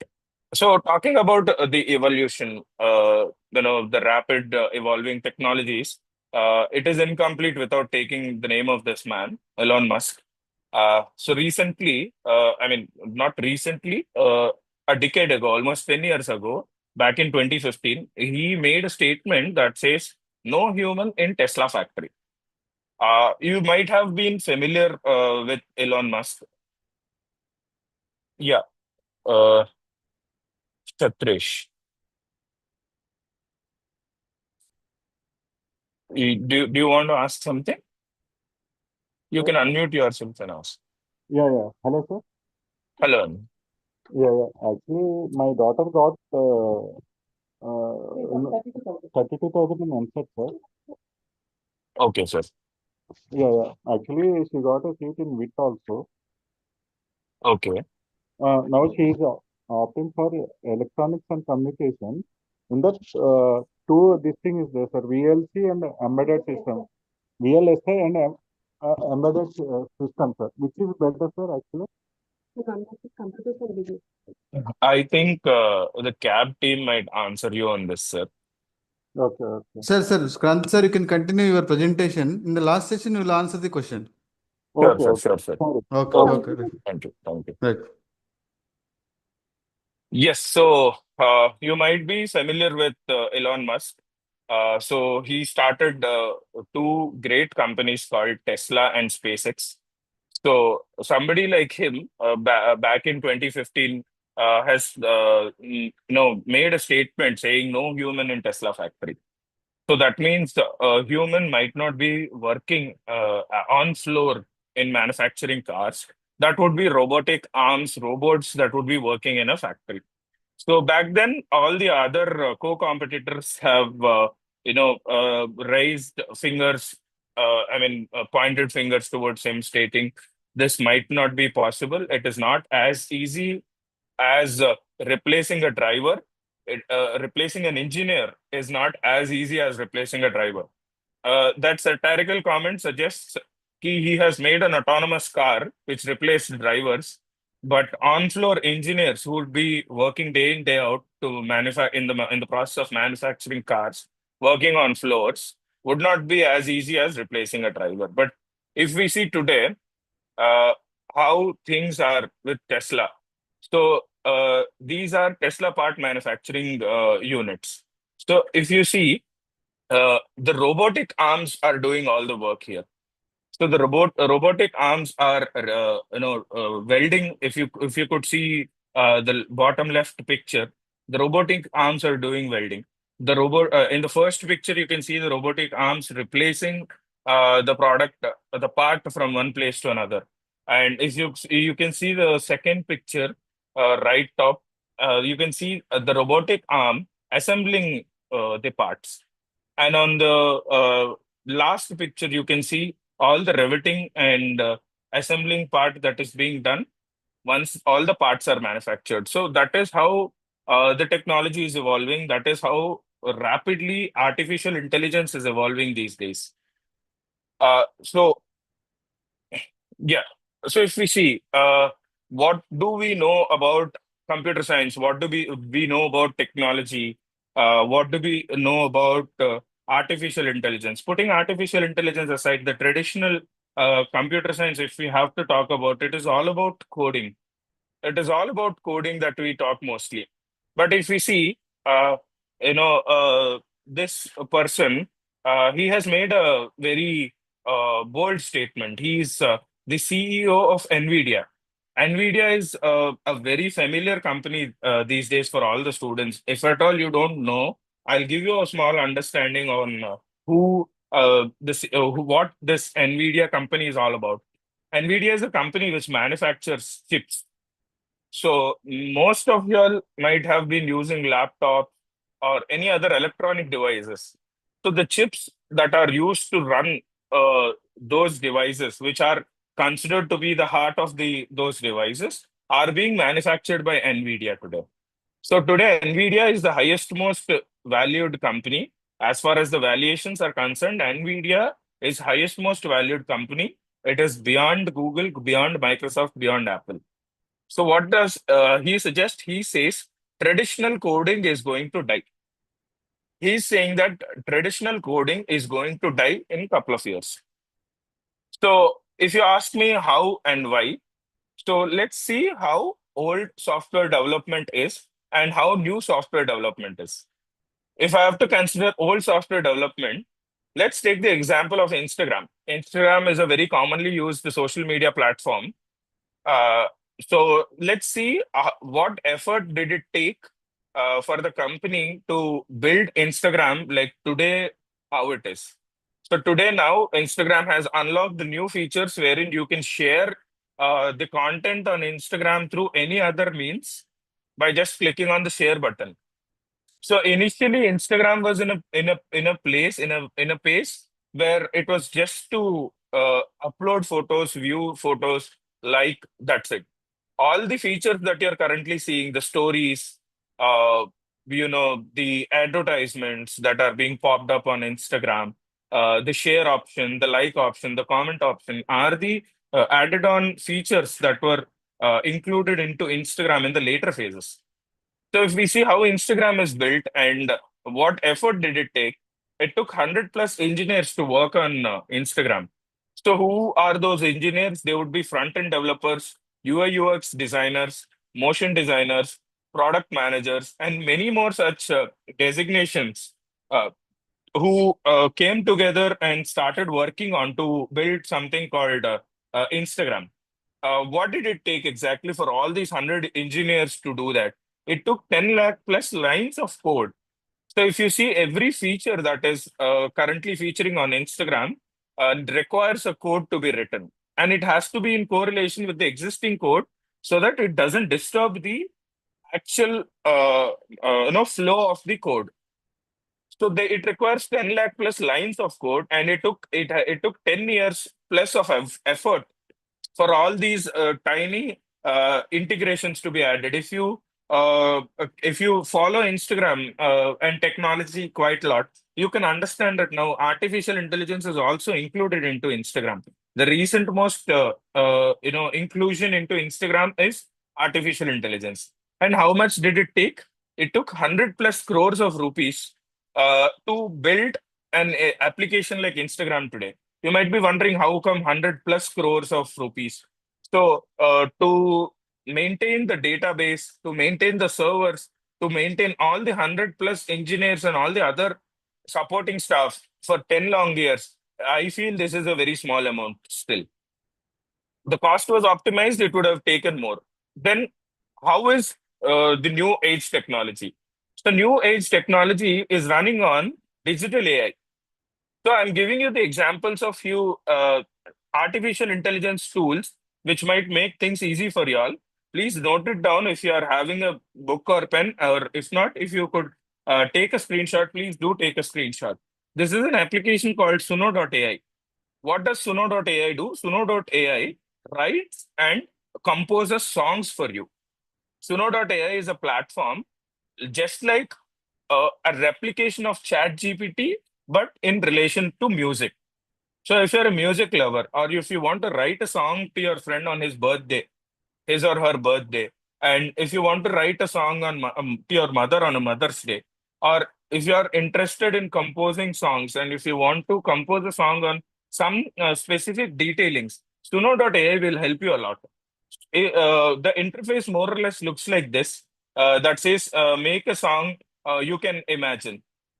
Make any song you can imagine, which means just by giving a prompt here in the box, you can create a song, which could be as minimal as 2 lines and maximum of 200 lines, 200 words. I mean, a minimal of two words and up to 200 words, which you can include the kind of music, whether it is pop, whether it is jazz, what sort of music do you want, which language do you want it to be in, and whom do you want to address in that song, and what should be the duration of the song. It could be so precise, and you can also define what instruments that are to be used while making that song.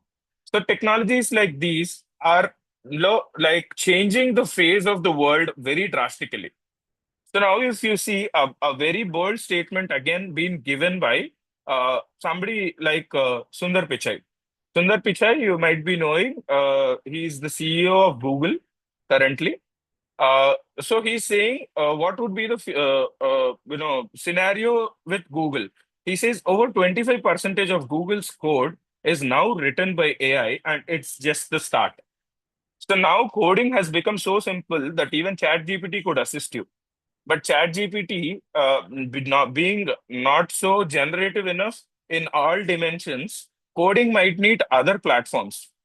So today, technology that is being built using coding has become very accessible and easy to build because of the intervention of artificial intelligence. Because today, coding is being written by AI. Sundar Pichai, somebody like Sundar Pichai himself is saying ki 25% of Google's code is now being written by AI, and it's just the start. So you can imagine what would be the state of it.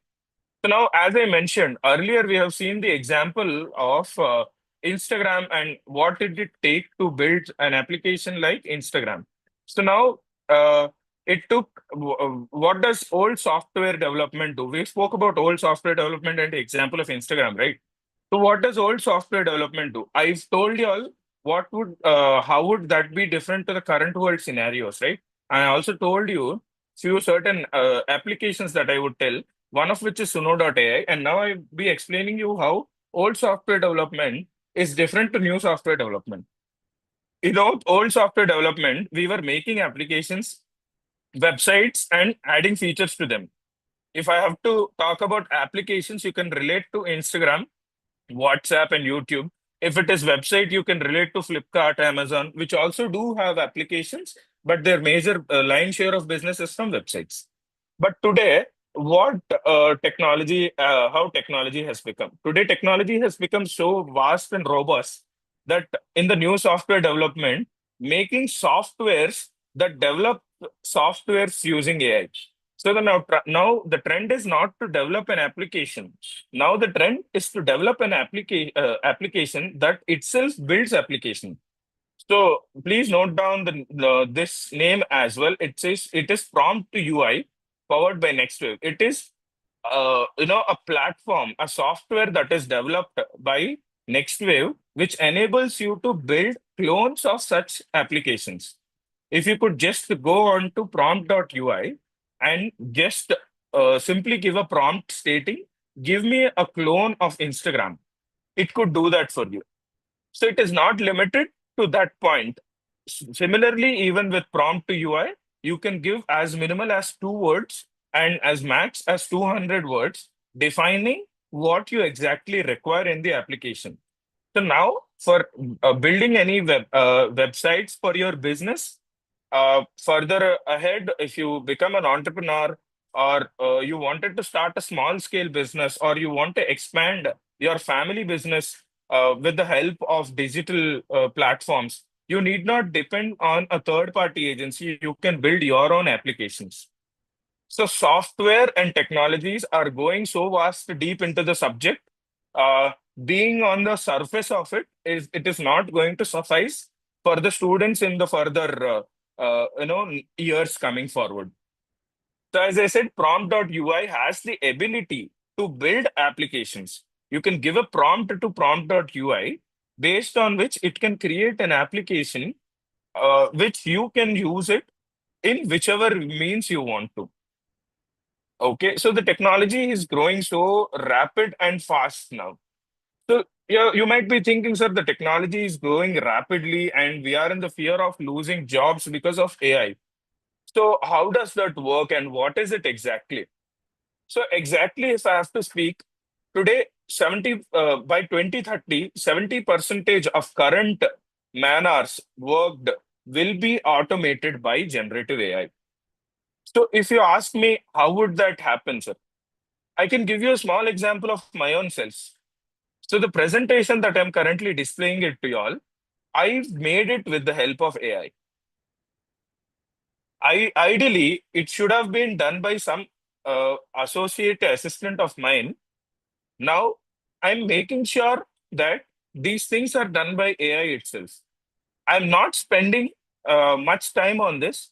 I'm just giving my ideology, my intentions, and the content that is to be delivered and the content that you people need to consume. And in a way that you people could consume it and in a way that I can talk to y'all in a layman language and make y'all understand every depth of the subject.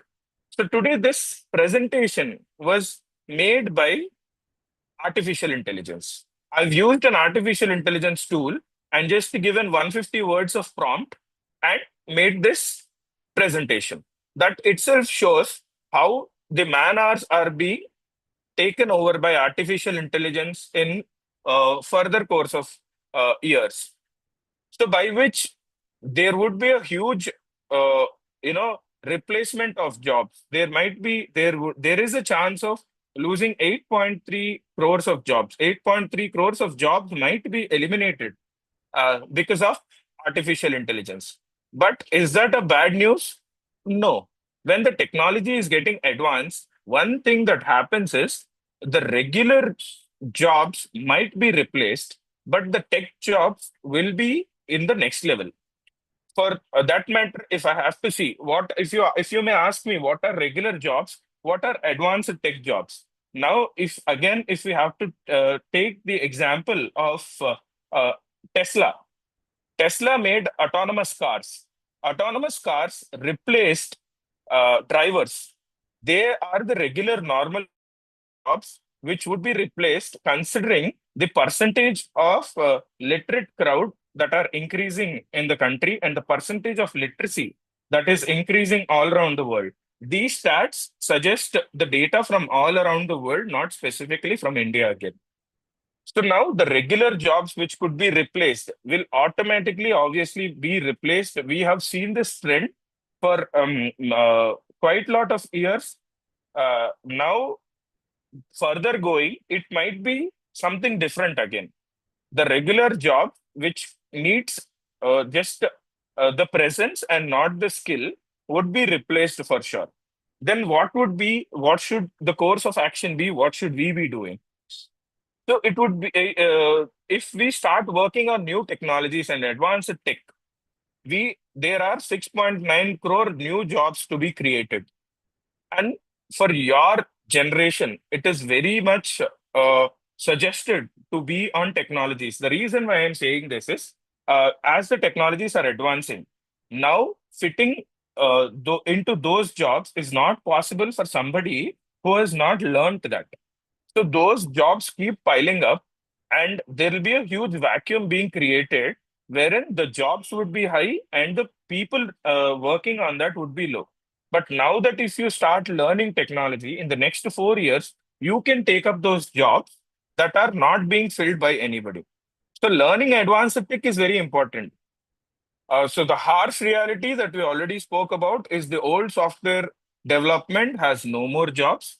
The companies are also not interested to hire a resource and spend time, money, effort on that resource rather than they are going with artificial intelligence tools that could make things easy for them and easy, effective, accurate, and within the given time duration.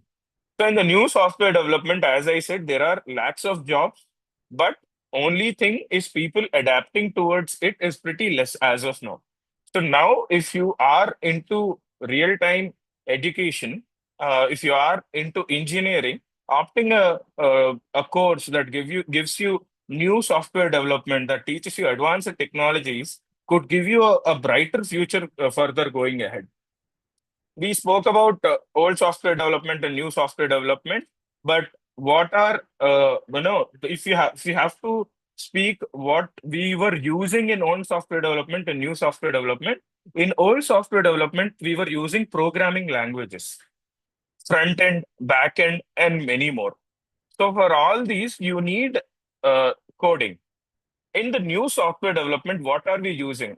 We are using LLMs, large language modules. We are using diffusion models. We are using distillation techniques and many more. So rather than focusing on a career that teaches all of these, it is better to go with advanced technologies that could wide open the doors for a better education. The current education system is not able to keep up with the evolution of the technologies. So because of which, many renowned personalities like Amitabh Khan have passed a statement that IIT-IIM curriculum is also outdated, need radical change towards it. That suggests that the technological advancements that we are seeing from the last 10 years or 15 years are not being transferred into the theoretical knowledge that is being taught to us in the college. So that is why there is a huge gap between academia and industry. That is what we were talking about in the initial phase of presentation. What is the difference between academia and industry? What is academia? Academia is something which is taught to us in the college. What is industry? Industry is something what the companies are expecting. Today, what companies are expecting and today what we are learning, there is a huge gap between that.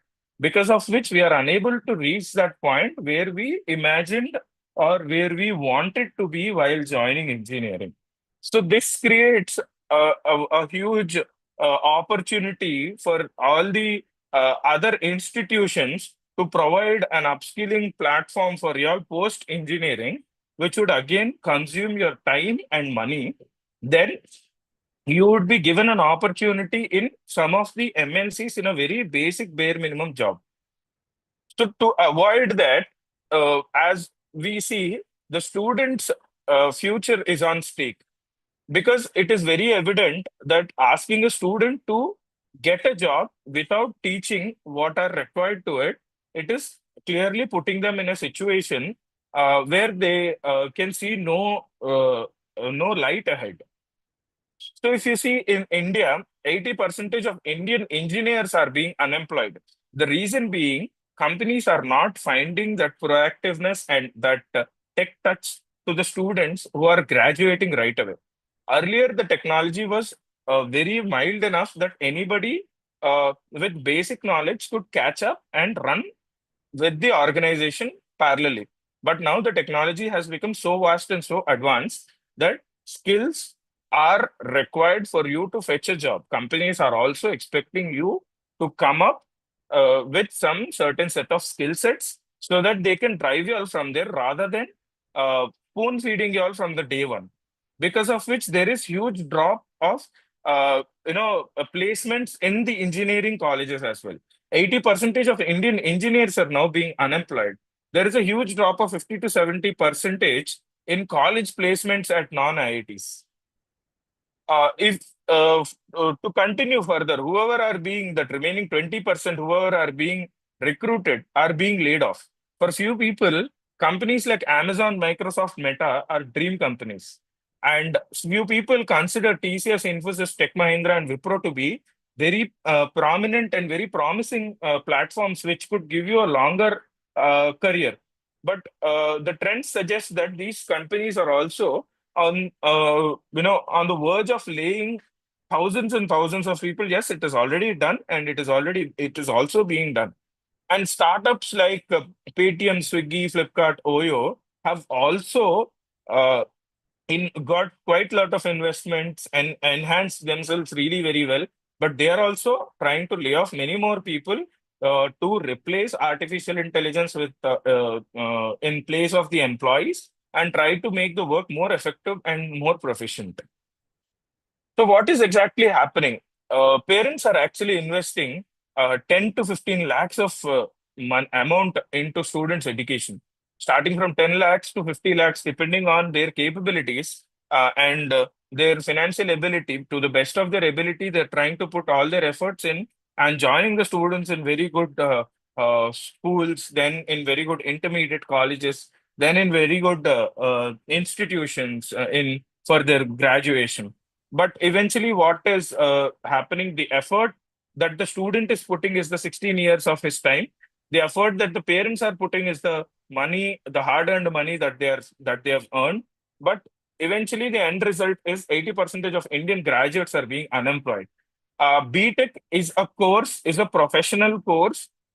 It is considered to be a professional course because you will be learning skills that are required for your profession. But today, time has changed very drastically that engineering has just become a degree. Post engineering student is having to go to other institutions, learn basic coding, learn basic technologies in order to place themselves in a company. So, for that, what is needed? If we see the quality of education at IIT is not what it looks like in a regular private BTech college. So, what is needed in an IIT quality, what is needed for an IIT quality outcome? It should be run by top academicians. It should have advanced curriculum. It should have funding for applied research and development, strong industry alignment. What happens with IIT institutes is because the creamy layer of the country would be present at the IITs, more and more companies would come up to invest in the R&D department for them. They'll work in coordination with the companies and build a strong R&D setup for them. So that is why they'll get strong alignment with the industry automatically.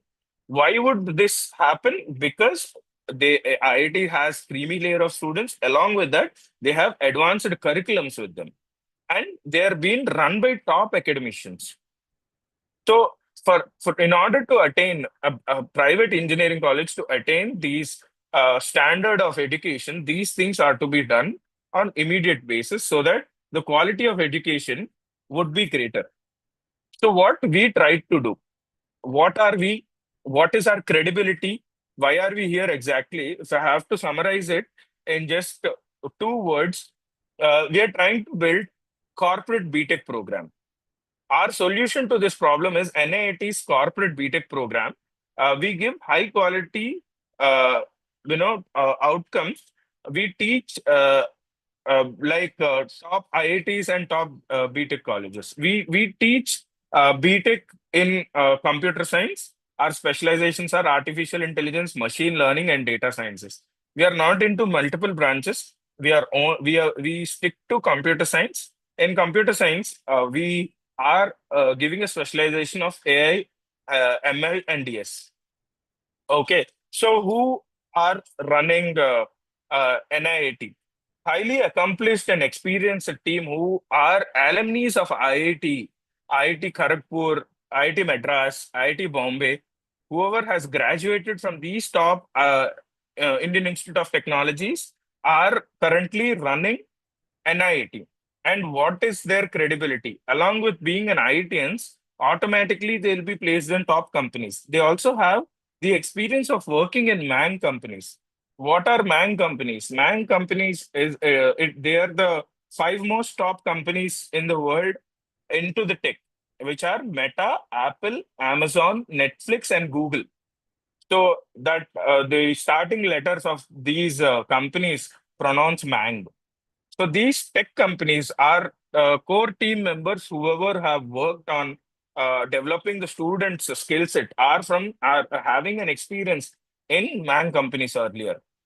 So who are our co-founders? What is our credibility? If we have to once again reiterate, Rahul Atluri sir, he is IIIT Hyderabad graduate. He's an ex-Amazon employee. Anupam Pederla, sir. Anupam Pederla, sir, is a IIT Kharagpur graduate. He is also featured in Forbes 30 under 30.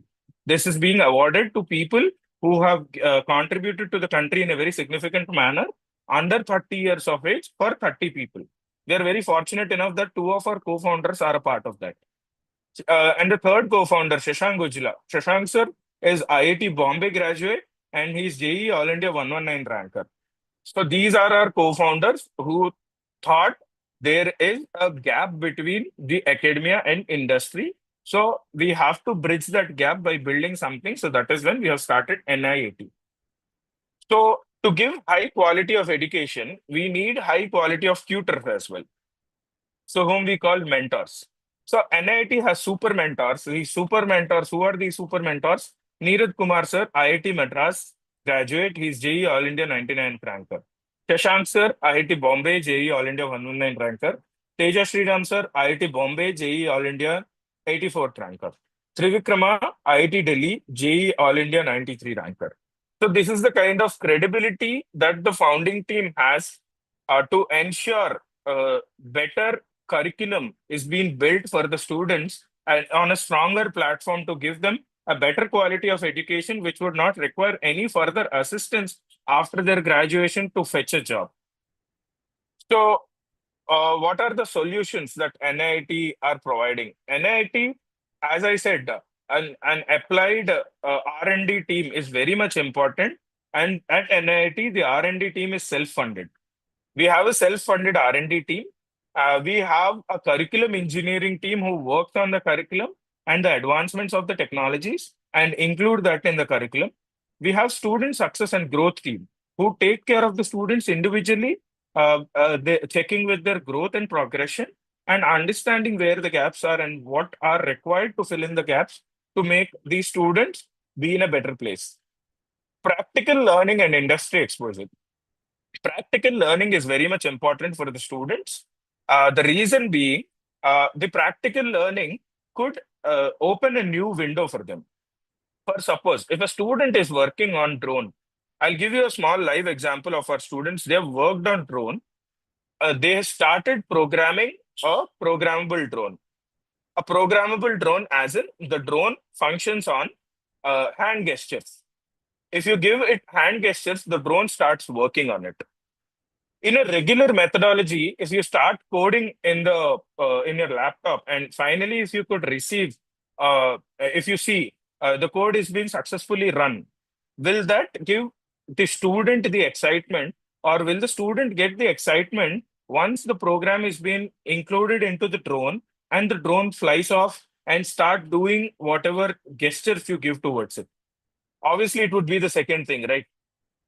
And the reason why practical learning is important is not only this, but in real-time scenarios, if that drone is facing any sort of challenges, for suppose wind is being a challenge that the drone is being blown off, then the student will start reworking on that and start reprogramming on that to mitigate the natural calamitical issues that are occurring because of which the drone is not able to withstand to its base. So practical learning opens a new window for the student, which is post implementation. The challenges that come up, the student will have the experience and exposure to work on it. Post that, he can build the ability to work on certain challenges. So when I was talking about the research and development team, right? So in our research and development team, we have Rahul sir, our co-founder himself. We have Avinash Dara sir, who is an ex-NVIDIA employee. NVIDIA is the company that we were talking about earlier. Revant, IIT Kharagpur. Sai Teja, Vice President Robotics. He's the person behind the drones, autonomous cars, robotic dogs, robotic arms that the students are currently working on. Vedansh, BITS Pilani graduate. Pavan, BITS Mesra graduate. All these 6 people are a part of our R&D team who constantly keep in touch with the advancements in the curriculum and try to change the curriculum in accordance to the industry alignment. We have, as I mentioned, we have an NIIT curriculum engineering team. We have our student success and growth team. what is new with NIIT? NIIT gives hands-on from day one, complete hands-on learning, laptops from day one, no lab records, no notebooks, no textbooks. Because students here would be learning computer science, engineering, unlike other colleges where students do not so some students who did not even take laptop to their colleges for all 4 years still got a degree by the end in computer science. So that degree is of no use in the real time world. So at NIT, students will use their laptop, be it for their notes, be it for any documentation, be it for any textbook referral, or be it for any programs that they are doing. So NIT students will start using laptop from day one. There will be no lab records because students would be working on programs rather than records. They would be working on technologies like drone technology, robotic arms, robotic dogs, autonomous cars, and much more. The advanced tech, which includes certain new elements into it, like augmented reality, virtual reality, these things are being taught to the students. So Shri Teja. She's our first year student who built this smart drone which works on hand gestures.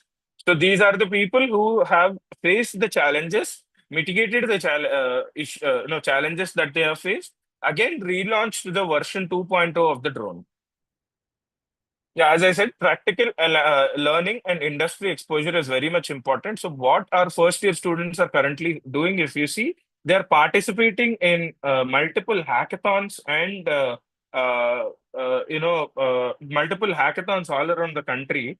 They have participated in a tech fest in Mumbai, which is biggest conclave in Asia, which is Mumbai Tech Fest. So in which they have met with a few multi-billionaires like Harsh Jain, CEO of Dream11, a company which is valued at 43,735 crores. We have our students met Miss Sandhya Devanathan, Vice President of Meta India. Meta is the parental company of Facebook and Instagram in India. And we students met Ritesh Agarwal, founder and CEO of Oyo Rooms, a company which is valued around 32,797 crores. So the exposure that students are getting is wide. They are being part of Pixel to Product hackathons. They are being a part of buildathons. So all kinds of practical learning is what they are seeing. In the Mumbai Tech Fest, they met Maharashtra IT Minister, Mr. Ashish Shelarji. Very surprisingly, when they asked for an autograph, students, when they asked for an autograph to Sir said, with the kind of technological advancements that you people are going further ahead with, it might be me who would be coming up to you and asking for an autograph or a collaboration with the government in the next 3 to 4 years. So that is a very great, he might have been very humble enough to say that. He should be very humble enough to say that it is just as an appreciation. Probably did not mean that, but yeah, our students are at that great level. So what is new again with NIT? NIT first year students are rewriting the internship rule books. You might have been hearing about the internships that they come in the second semester of third year or to the best first semester of fourth year. But at NIT, from the first year, first semester itself, students will be eligible for a paid internship.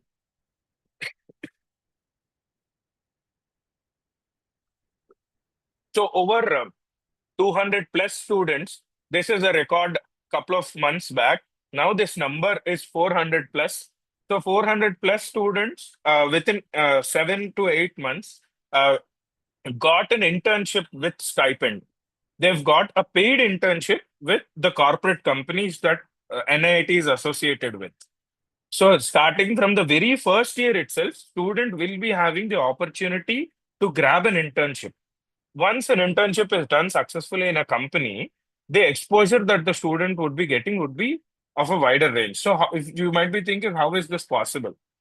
This is possible because of the vast networking that we have. We have 2,000 plus companies that are associated with us and have hired students from our other platform, other base, Next Wave, upskilling platform, Next Wave. So, in order to attain IIT quality outcomes, what do we require? The final thing that we require is placements. So, we already have 2,000 plus companies associated with us, and we are partnering with 100 plus companies every month. The progression every month that we could see is this. These are the number of companies that are coming forward to be associated with NIIT, because the companies are also looking forward for candidates who are already skilled enough, rather than taking somebody and training him for certain amount of years. So how was all of this possible? Because we have a huge team of 2,000 plus employees who take care of their own responsibilities in their own way, mastering it in such a way that every student could get the exposure in the domains that they are working in. Be it the teaching faculty, be it the placement team, be it the training team, every team works to the fullest of their ability to ensure every student is getting equal kind of a treatment and equal quality of education and equal amount of exposure that they are expecting for. So at NIT, we take care of the holistic development of the student, not only education. If you see if you want to find your passion in certain things, if you want to become an advanced tech leader, you can be a part of Advanced Tech Club. If you want to become an entrepreneur, you can be a part of Entrepreneurship Club. If you want to be a media and media influencer, you can be a part of Media or Influencer Club. If you are good with sports, you can be into Sports Club. If you're good with your culturals, you can be in Cultural Club. If you want to, if you're good, if you want to explore things in and around the city, you can be a part of Adventure and Outdoor Club. If you want to be social enough, and that being your pastime other than education, you can be a part of Social Club. Social events happen all through the year at Sir, NIT. an announcement, sir. So we have the next session now coming up. This Methodist College of Engineering and Technology, followed by Stanley College of Engineering and Technology for Women. So we will start the session very soon, sir, since all the participants are waiting. Okay. Yes, Yes, sir. ma'am. Okay, thank you.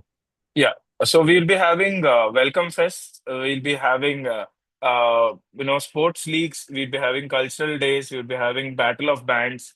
We'll be having IPL Grand Finale nights. We'll be having esports championships. Some of you might be very much fascinated with esports like PUBG, Free Fire, and all. So to understand the technologies behind it will also help. Being conducting such activities, we have Dashra Utsav, open mic nights, and many more things, the Freshers Day activities. So yeah, you can go on to YouTube and see life at NIT. You can see how students at NIT are taking their career forward. We have 10 plus universities all across India. We have one in Delhi, one in Jaipur, Pune, Bangalore, Chennai, Pondicherry, Vijayawada, and Hyderabad. So these are our universities all across the country. And if I have to speak about the admission fee would be starting from 8 lakhs to 18 lakhs for all the 4 years, which would be like 1 to 2.25 lakh per semester. It depends on the campus that you would be choosing. And we are conducting an examination called NAT. It is Next Wave Institute of Advanced Technologies Ability Test. We are conducting a NAT examination, and the score of which can also give you a scholarship. So yeah, and the fee structure would vary based on the scholarship that you're getting and the choice of college that you're making. Yeah, admissions are open. You can start applying for NAT. I will show you how to apply for it. Usually, NAT examination costs 600 rupees, but for this session, we are making it free. I'll also make sure to tell you how to make this session for free.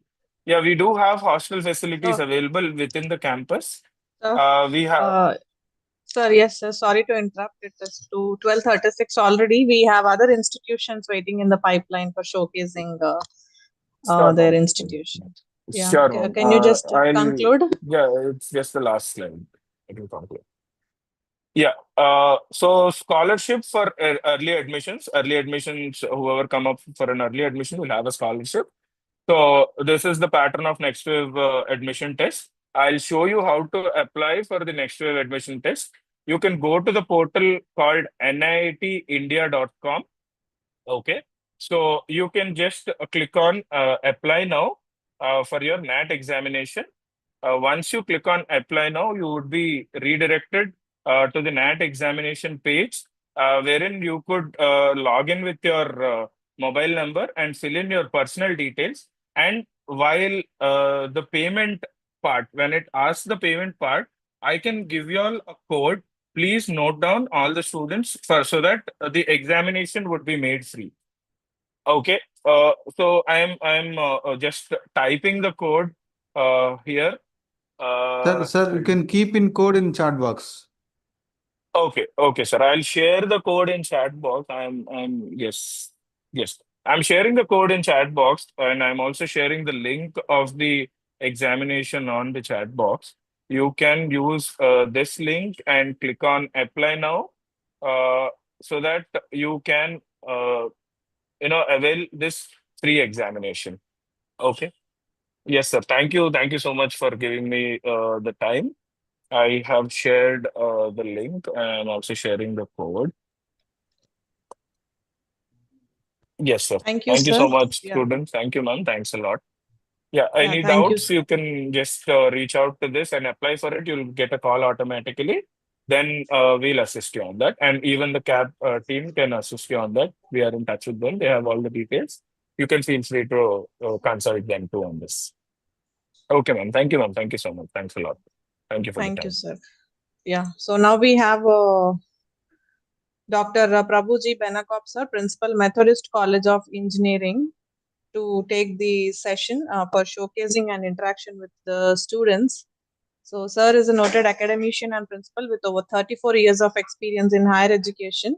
Sir's academic journey began with a Bachelor of Engineering followed by a Masters of Engineering. Sir further pursued his PhD. Throughout his career, sir made contribution to the field of engineering education and research, has organized numerous state, national level conferences, seminars, published approximately 105 research articles in esteemed international, national journals and conferences. His expertise has extended to guiding PhD scholars, currently mentoring the PhD scholars at JNTU, and 2 under VTU Karnataka has successfully supervised 7 PhD candidates. Sir's dedication to academia has been recognized with several awards, including National Award from Indian Society of Technical Education 1999. Professor Benakop has also been instrumental in securing funding for major engineering projects with 21 BE projects sanctioned by KSCST Bangalore.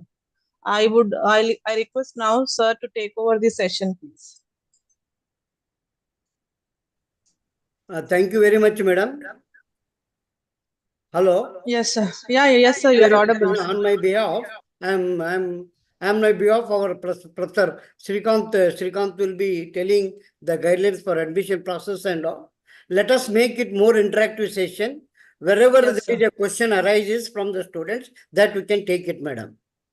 So sure, sir. Sure. Mr. Srikanth, please continue with our slides and all. Okay, sir.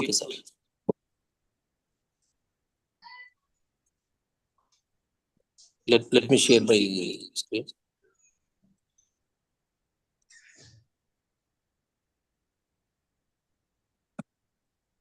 Okay, hope my screen is audible. I mean, visible. Yeah, this is Srikanth from Methodist College of Engineering and Technology, and I'm the admission in charge. Okay. So I'll be briefly discussing about our admission process and few the basic things. Okay. So why we choose engineering? It is having a huge demand, even in India or abroad, anywhere, and engineers are good at problem solving. Problem solving. They'll, after completing the engineering, they'll have they'll gain knowledge in problem solving skills. So engineers develop exceptional analytical abilities to tackle complex challenges, and they'll create the solutions that have tangible impacts on everyday life. Okay. So, and after completing, the engineers will get competitive salaries, and they have the flexible career paths. Okay. Coming to the engineering fields in emerging fields in engineering, as you all aware, and maybe recently you are hearing so many things about artificial intelligence and automation. Apart from that, we have like sustainable engineering and biomedical innovation and aerospace advancement and smart infrastructure and IoT. If you're coming to the electronics and communication engineering, that deal with the IoT, that is Internet of Things. With that, you can do automation and other things. Okay.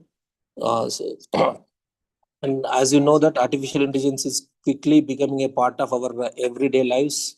We now have chatbots, search engines, and virtual assistants that can mimic real conversation.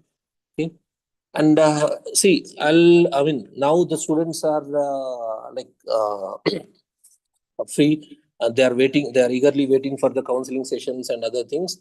So, like I included, some of useful information free courses offered online. Even here, you can learn artificial intelligence courses or in Python or any other courses. So these are the platforms: the Coursera, edX, Udemy, and NPTEL. Like that, many platforms are there where the student can learn these courses, especially like if they want, they can learn the emerging technologies. So here I place one of the link where the students will get a free course. Okay, that is Master Python with NumPy for data science and machine learning. So this is the link. I'll share you with through CAB also.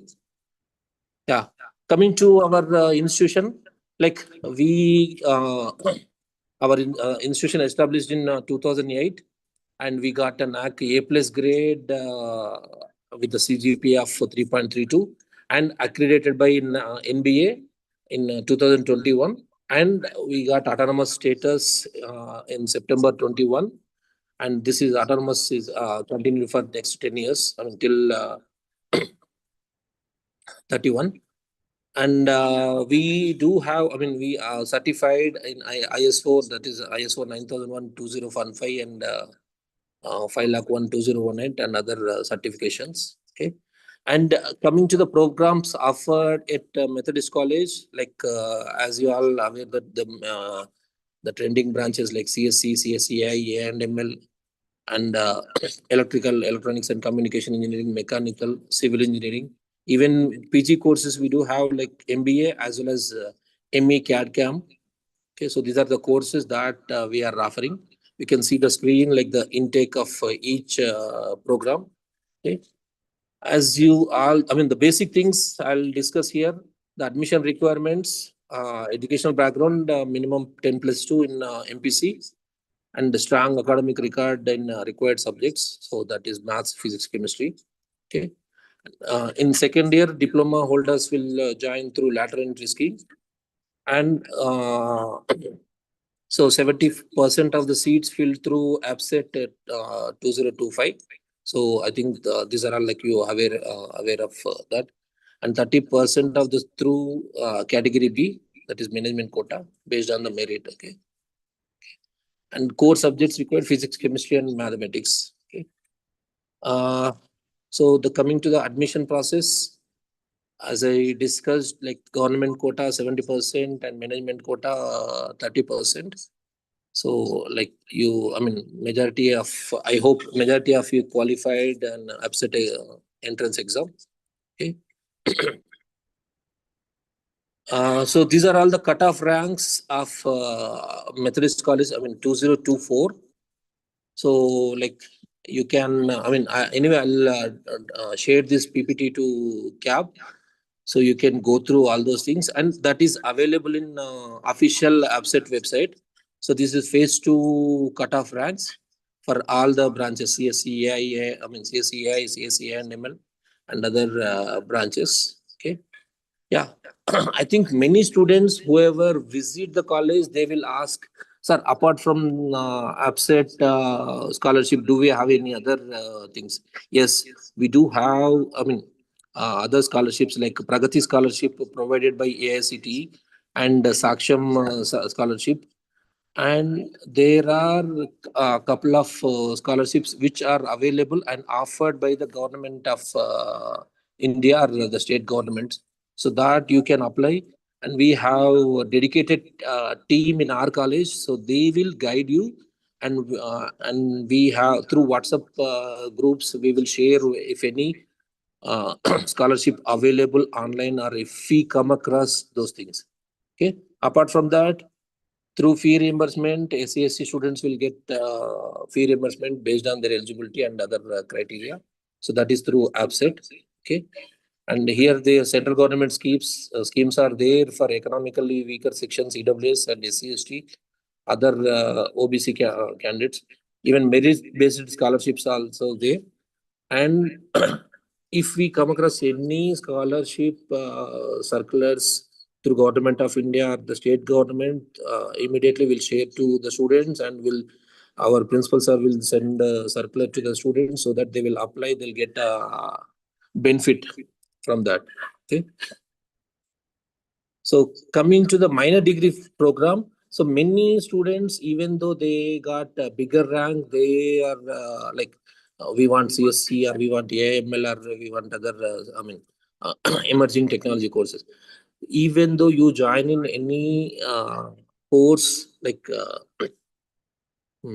4 branches like civil, mechanical, EEE, we do allow the students to take the minor degree program in artificial intelligence and data science, or IoT, that is Internet of Things, or AI and ML, okay, or green building technology or robotics technology. So these things, these minor degree programs, the students can start from the 5th semester of their engineering. Okay, and this duration of this program is from 5th semester to 18th semester, 7th semester, and the minimum required credits are 18. So once they complete those required credits, they will get the minor degree in AI or in AIML or CSC related courses, even though they take admission in civil, mechanical, or ECE. So majority of the colleges, majority of the students may not aware this, but you can use this additional benefit from our college. Okay. So coming to the career benefits with the minor degree, equal job opportunities as a primary CSC graduates, and opens dual career path in core and software fields. And not only that, see, this artificial intelligence or machine learning, these are the tools that you can implement in any engineering. Don't think that this AI only for belongs to computer science, or it's only belongs to the technical thing.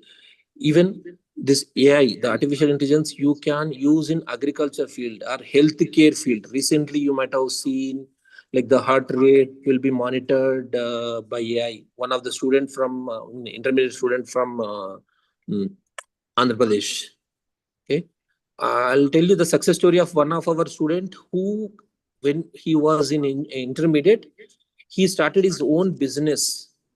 And he joined in our college in mechanical stream, because he said some mechanical, many things to be upgraded, like many things required the AI technology.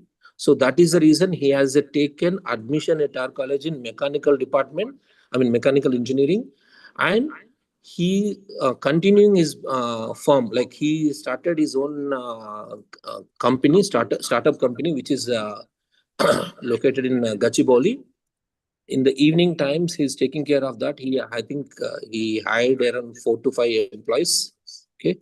So the students, you should, whatever in 4 years, apart from studies, you have to concentrate, not only the job, you have to concentrate to start your own business. You have to concentrate like how to learn the new things. Okay. So coming to our college facilities, like these are the, like 42 classrooms are there, and labs, project rooms are there, seminar rooms, and the student support like medical center for healthcare services, even NSS volunteer service center, even the canteen. Okay, waiting hall for female students.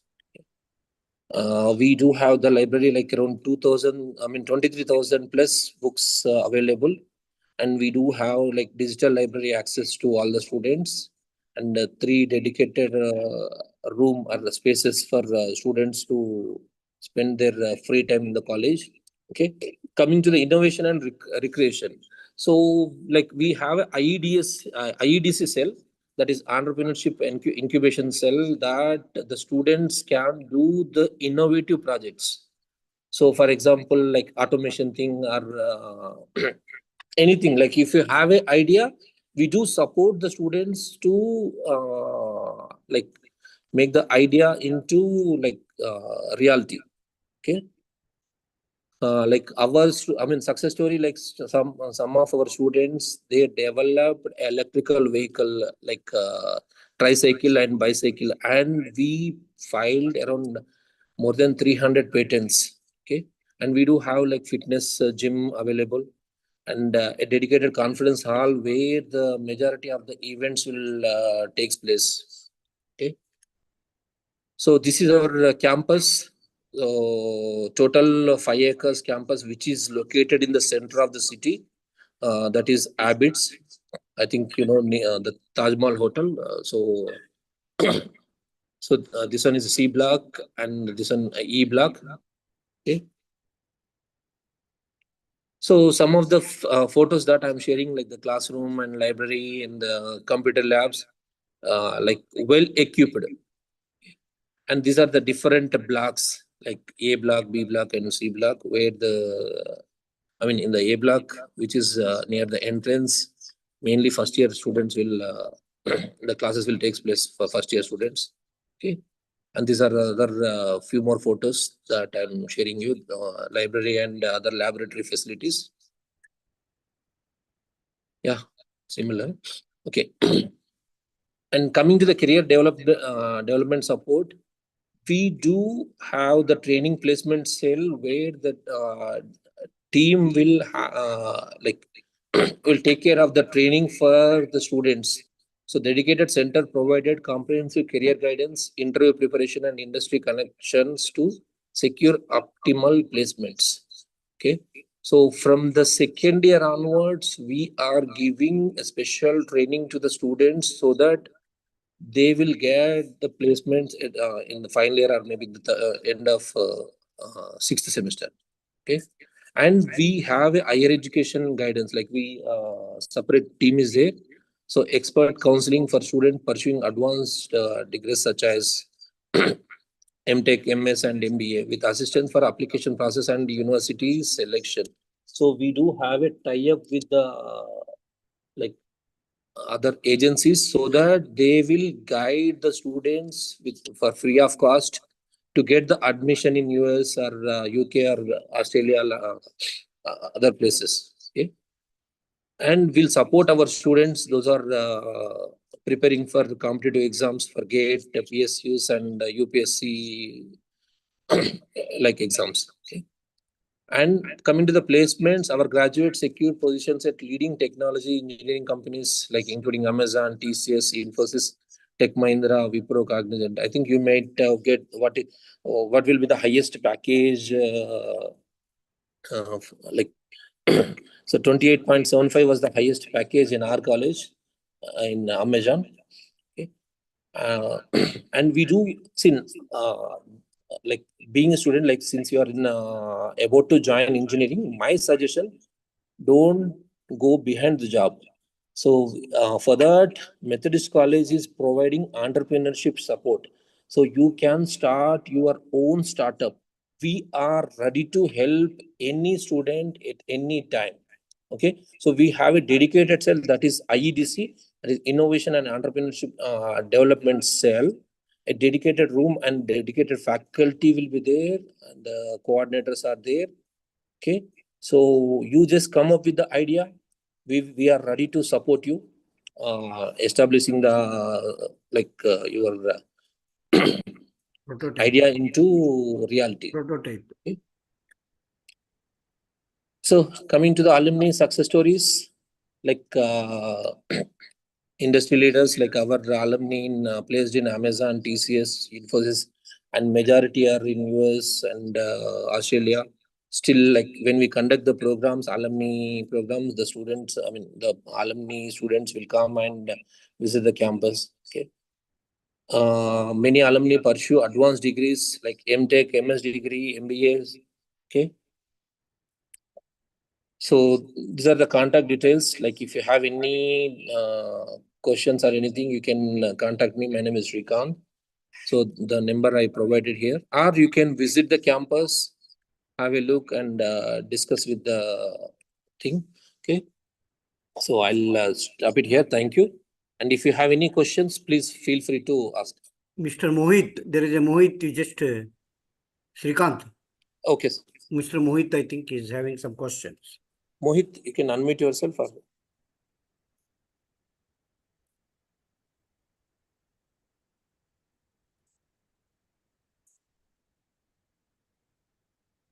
Hello.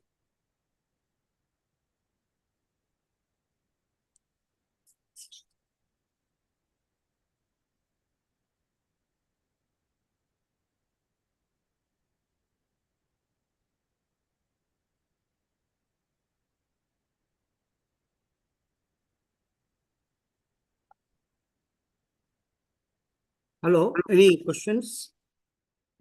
Hello. Thank you, sir. The session provided valuable guidance. Anyone are willing to ask any questions?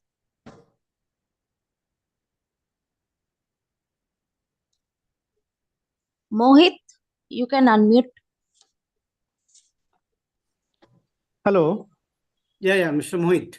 Yeah, thank you for giving this opportunity, sir. Like as sir was mentioning, right, even if we are on electrical or mechanical, we can get an opportunity to do a minor degree.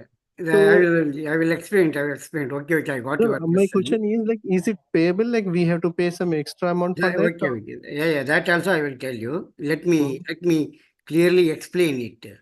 Irrespective of your core engineering branch like civil engineering, mechanical or electrical engineering, where you were denied admission for CSC or AI related branches, you can do your AI minor engineering courses in AI ML, AI and all, like just by paying, that is 18 credit, it will be just by paying 18,000 rupees, where you will be getting a dual degrees, like one major degree in a core engineering like electrical engineering or a mechanical engineering, along with a minor degree in AI ML or AI or CSC or something like that. Okay. Yeah, thanks for that. This is one option. One more option is also there. Honors also you can do it. Okay.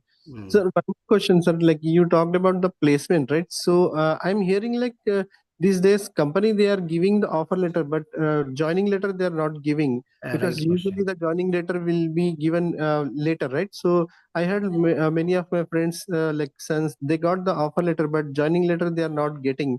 So can you tell something about that one and how it is being handled in the method? Is because every college is just telling that they have 100% placement or 80% placement, but nobody is telling how many students are actually getting the joining letter. Good. No. Just I will tell you. Last year and before last year, where it was a recession, like where the placement opportunities were very less. But this time we have initiated. Last time we had only 195 placements. But this time already for 24 or 25 branches, we have issued already offer letters. Many of the students, I think ours is an autonomous course. We have already completed 8 semester, all the courses, like all the courses in the sense where the result is also declared. They are awarded degrees in the first week of June. So already they are nearly 20 to 25% students have joined to corresponding to the offer letters. We got nearly, I am telling you, 293 students have been placed among the graduated outcome.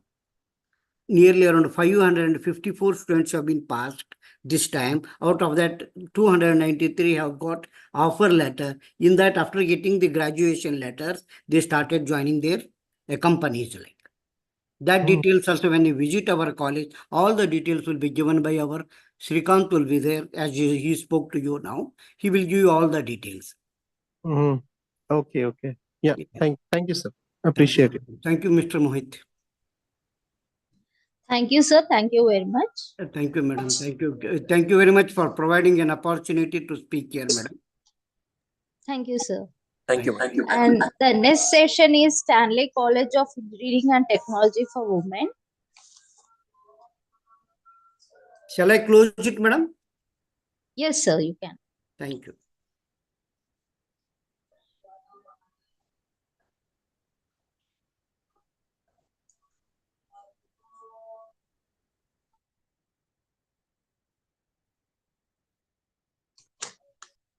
And the next session is Stanley College of Engineering and Technology for Women. Mrs. M. Amala Kumari, Assistant Professor and Admission in Charge of MBA Department from Stanley College of Engineering and Technology for Women. It's a privilege to introduce ma'am, who plays a dual role as an Assistant Professor and Admission in Charge in MBA Department at Stanley College of Engineering and Technology for Women, with a strong focus on student development. Mrs. Amala Kumari has been actively involved in mentoring students and helping them navigate both academic and career decisions. Her efforts in admissions and academics reflect her commitment to shaping confident and capable future professionals. We are glad to have her with us today. She will be sharing. Please join the session, ma'am. Yes, ma'am. Good afternoon. So let me just share my screen before starting my presentation. Sure, ma'am. You can.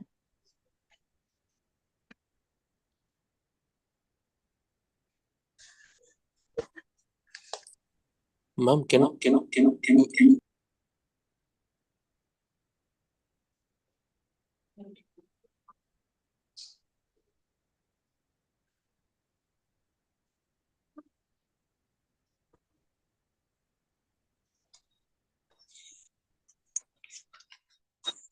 It is not being uploaded, sir.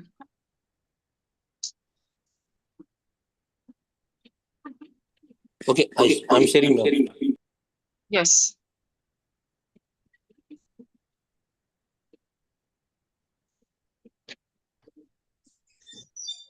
Thank you so much, sir. So I take the privilege on behalf of the Stanley Engineering College to give you all an awareness about the PGCET EAPCET Web Counseling Awareness Program. So I welcome you all for this session. So let me start by introducing about the Stanley Engineering College. So the college is being established in the year 2008. So since 2008 till now, there is no looking back into the college progress. So let me go to the next slide. Next. Yes. So our main vision is to empower girl students through professional education integrated with values and character, and to make an impact in the world. So our major motto or the mission behind starting up this engineering college is to provide quality education to the engineering girl students, and especially to establish state-of-art facilities in order to facilitate world-class education to the girl students. And our major motto is like the humanities, social values, and ethics, ethical leadership, which are very important for an individual woman to contribute for the society. And the next slide. So our college is being established in 2008 with a land area of 5.24 acres. So basically, we have the courses such as the courses available or courses offered in the college are under UG program, you're offering CSE, CSE with AIML, Artificial Intelligence and Data Science, CME, which is Computer Engineering, ECE, EEE, MTech, and we are also offering MTech courses, which is MTech in CSE and ME in Embedded System. So coming to the courses that we have offered, so let me tell you about the minor degrees also that we are offering in the college. So basically, like students, those who are into the courses such as ECE, EEE, and IT. So as in today's generation, there is a huge impact of artificial intelligence which is going on in the current society. So based on the demand of the students, based on the demand of the market, so we being autonomous, we started this concept of minor degrees. So under minor degrees, the students also are into the core branches such as EEE, ECE and IT can take up the additional courses such as degrees in AI/ML, CSE, IoT, AIDS, cybersecurity. So these are certain minor degrees opportunities which we are providing to the students so that they can balance their entire engineering education so that they'll have knowledge in the core area along with the demanded courses for the future. So then how are the students are going to take up these courses? That is the biggest question mark they're going to have. So we are providing, according to our college now norms, we are providing the courses to the students after 2 years of their engineering degree. Suppose, for example, if the student has taken ECE as the major course, then they will have an opportunity of going for a minor degree after 2 years, that is after the 4 semesters. Starting from the 5th year, they will have an opportunity to take up either AI/ML, either CSE, either IoT, which is already being there to them, or either cybersecurity. So these are the additional courses, any of which can be taken by the students. It is not like student is supposed to take all the 3. There is a chance for them to pick any of the minor degrees that we are offering, like AI/ML, AIDS, IoT, or cybersecurity. So either of it they can choose. Like in addition to the regular subjects of 5 subjects or 5 papers, what they have, the students will be having the additional 2 papers along with them. So that's how they will have altogether a 7-degree course, so that the students have to finish the 2 years without any backlogs and with minimum of 65 to 75% of their engineering. So then the students will be eligible to take up these minor degrees. So basically, the OU affiliated colleges are going to have a ratio of 60, 70 and 30 ratio. I mean to say 30 will be for internals and 70 would be for externals. So we being autonomous, we started a concept of getting 40 marks in the internals and 60 marks in the externals. So getting 40 marks in the internals is not a biggest task because they just have to study the 2.5 units, and then getting the 40 is easy for them. And then scoring the 60 in the external, covering all the 5 units will become much easier. So that the percentage ratio of the students have gone high. And basically being autonomous, the students will be writing examinations in the college. And we have the total UG intake of 780 and the PG intake is 54. And the teaching faculty, the well-versed teaching faculty we do have in the college is overall around 170. And the non-teaching staff is around 62. So there are 53 number of doctorates in the college and there are still 30 people who are still pursuing the degree. The next. So this is our institution rankings. So according to the Times Engineering Institution Rank Survey of the recent survey, which is being done in the 2024. So we are standing in the top 10 and the top 20 engineering rankings in Telangana. And we are at the rank 9 in the top 10 Telangana private institutes according to the placements category. So getting to the placements, which is the most important thing, let me just tell you. And then rank 81 in the top All India Engineering Institutes of 2024. So according to the Careers 360, which is a very famous in the online, wherein students look up to the grading of every college. So according to that, we have been graded as AAA plus in 2024. So Women in STEM award, we have got it by Confederation of Indian Industry in 2024. We have got this award. And we have received Best Performing College Award from IBM Skills Challenge. So regularly, we have campus recruitment trainings going on for the students right from the first year onwards. So which are called as CRT. And in addition to the regular timetables, they're going to have the CRT classes so that the overall development of the students can be seen in the first year. So next slide. So, and we also have the institution achievements, like there are UGC grants autonomous for a period of 10 years, like we have been autonomous since 2021, and the period duration is for 10 years. So until 2031, the students will be coming under the autonomous branch. So like all the eligible UG courses are being granted with the NBA.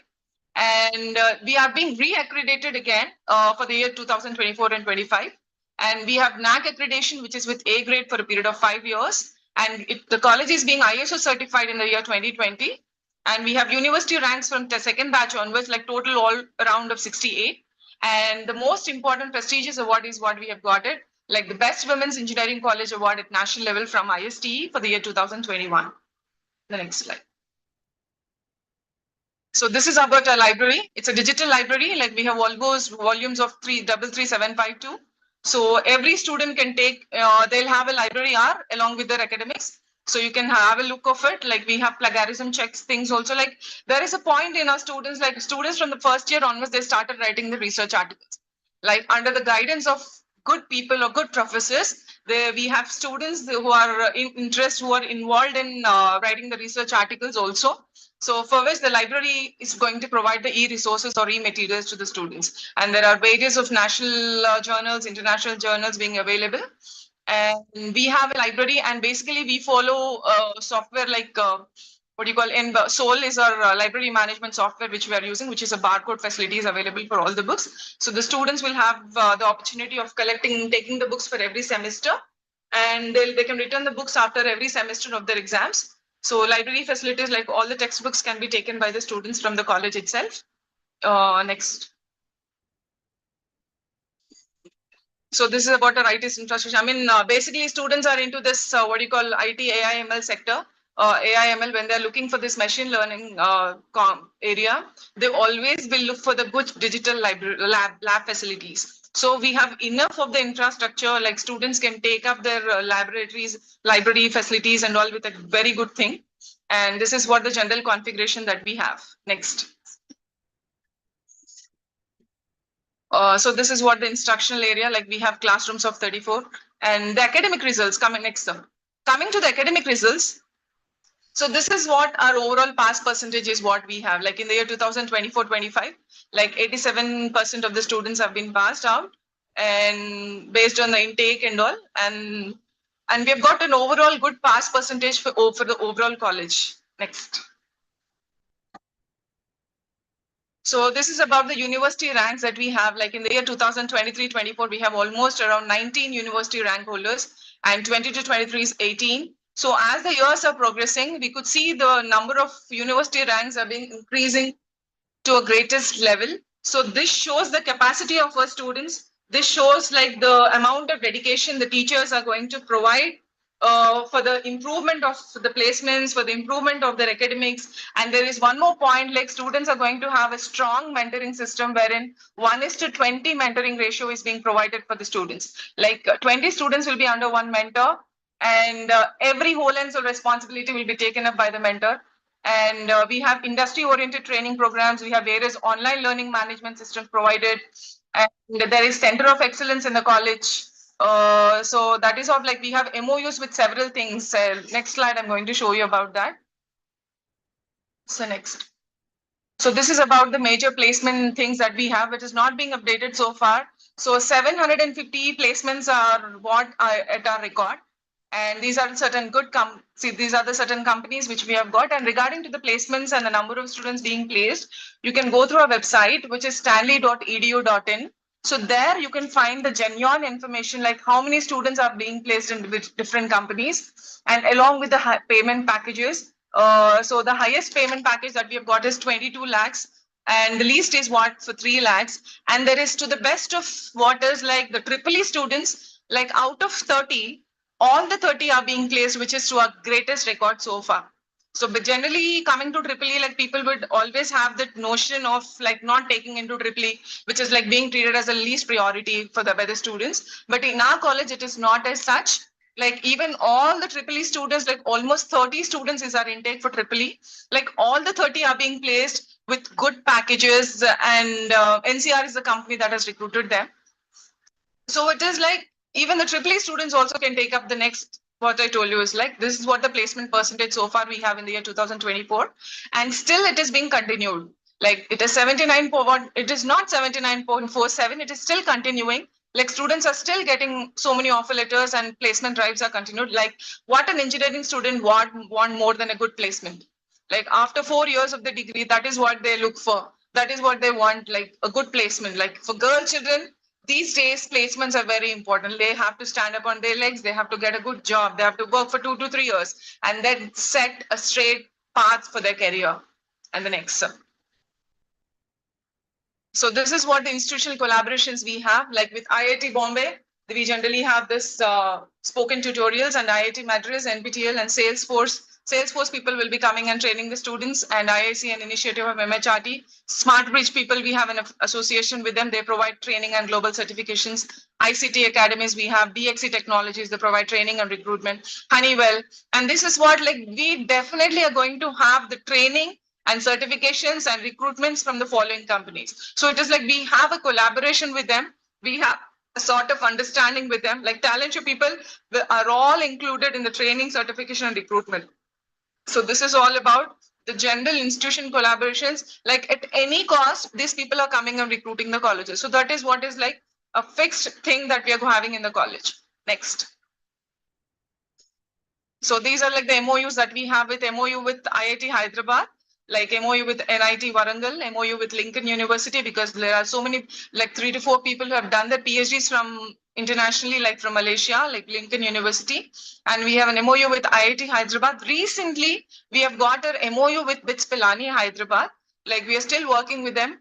And we have our MOU with, we have like startup ecosystem, and we have a startup things in the college, like student ideas are being formalized, students ideas are being financialized, students ideas are being kept on a streamline, and their ideas are not being kept as it is. They are being product finalized and being kept on a platform. They are being given a platform. Like recently we have our students also been to different states for promoting, for giving up their ideas. Even the first year students have got different prizes, different awards for their performances. And the next. So this is what the programs that we are conducting regularly. So they'll have hackathons. So hackathons are part of their academics, like they'll have coding things regularly going on in the college. Students will not be kept idle. So instead they'll be always kept into some or the other activity, because academics are not the only important thing. So they need to have this overall development or overall career growth, so that like they could see themselves in the long run. They could get into any area and any fields. Next. So these are like certain student exchange programs that we have, like people being to Malaysia, like college have given certain support for them to go to Malaysia and conduct their activities. Next. And yes, next. They'll have the graduation days regularly happening. Next. So these are like sports competitions also we do have in the college. Like we have a very good big playground wherein the students, if they are into certain activities like badminton, like they have get into certain nationals and all. So recently there is a student who is into fencing. She has got world national. She's being a national player. She's got second prize in the nationals. So regularly, like any activities other than academic, students are being promoted or motivated. And the next. So Stanfest, as every year activity, like we do conduct Stanfest, like people from different colleges come to the college, they explore their ideas, they give up their things, they conduct different activities like hackathons, they conduct like different cultural and non-cultural activities in the college. Next. So yes, visit to NRSA, and we have other things also. So these are certain things like students are getting actively participated in. Next. So yes, industrial tours are there. They've been to L&T Metro. Students have taken up live projects from L&T Metro. Like they are getting into different activities of different institutes. Like we are a part of the V Hub. Regularly, we take up V Hub activities. Next. Yes, next. Yes, thank you so much for giving me this opportunity. So for the cutoffs and all, I will provide the information regarding the cutoffs to the CAT, so that students can take up what is a like category wise cutoff ratio and all. I will be providing. Like right now, I don't have it my thing. I'll definitely forward it so that you can have, if at all any queries and all there, you can definitely ask me. And thank you so much for giving me this opportunity. Well, thank you, ma'am, for this impressive session, for all the, to explore your diverse academic disciplines, your faculty members, and to learn about your infrastructure achievements, impressive placement records. So they were all inspiring. Thank you again. And let us take few question answers. If there are any students who would like to interact with Amala ma'am, can please raise your hands and ask your questions. Hello. Students can please raise your hands to interact with ma'am. Yes. You can also interact with Srinivas Yes, sir if you if you have any doubts.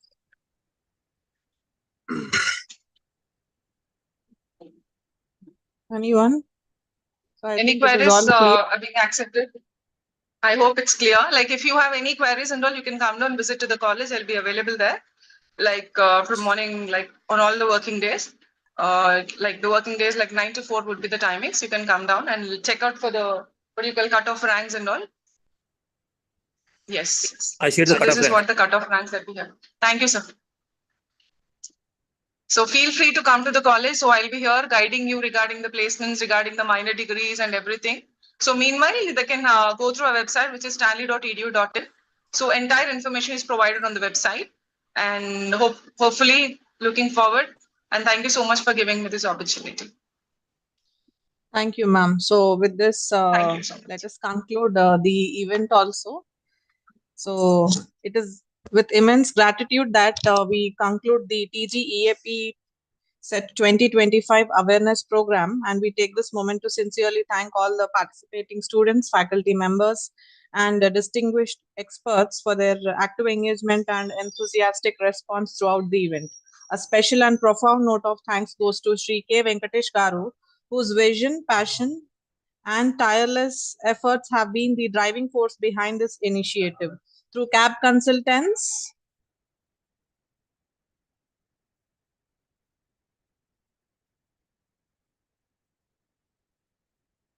landscape of Telangana.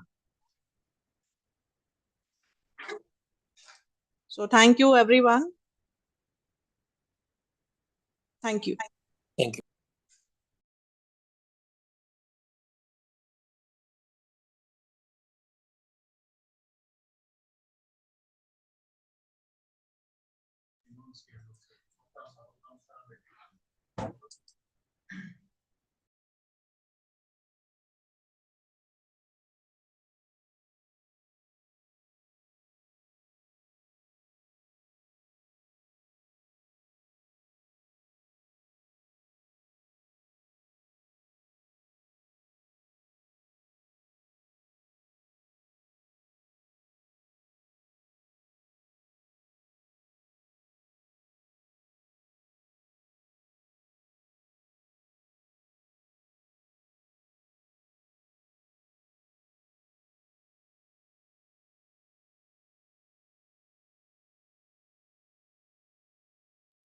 Hello.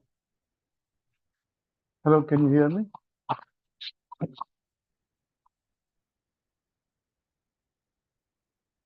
Just a few minutes. I'm going to show the how to explore the institutions in our talktocollege.com.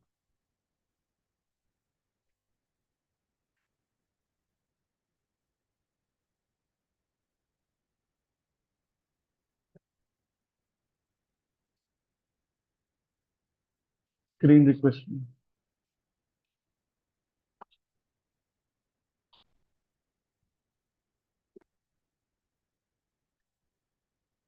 So this is our website where talktocollege.com.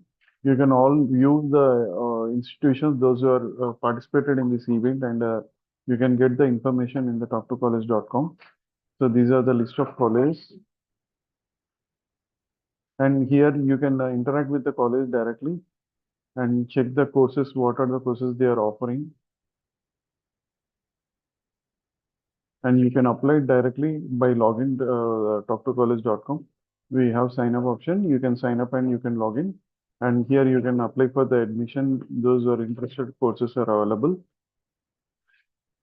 And we have option like viewing photo gallery, video gallery, and also send inquiry. If you have any inquiries, you can send. I'm just showing you.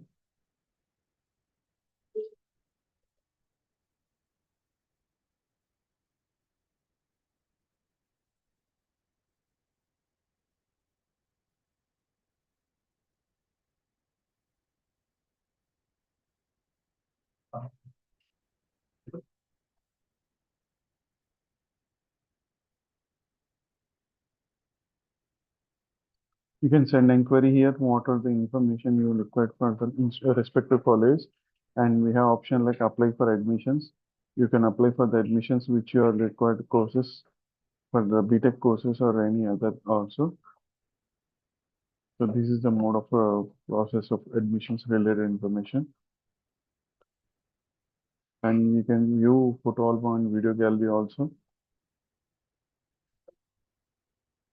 And keep following our talktocollege.com for the upcoming events. We will provide you in a schedule page. And we have option like communicate with the professors, speaker, and counselors. So here, if they create any sessions, we can check here through view sessions and go through with their profile, and you can communicate with them.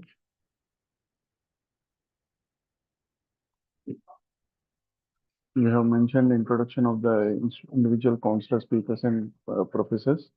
So if they created any sessions, you can view here, and you can log in and you can participate for the sessions. We have mentioned the WhatsApp number and email ID in our website. So you can contact us directly if you have any queries or if you have any issues. And also those are colleagues interested to join in talktocollege.com. They can call or mail us through the WhatsApp and the email ID. Thank you one and all for giving this opportunity. And thank you from talktocollege.com. Wishing all the best to all the students. Thank you.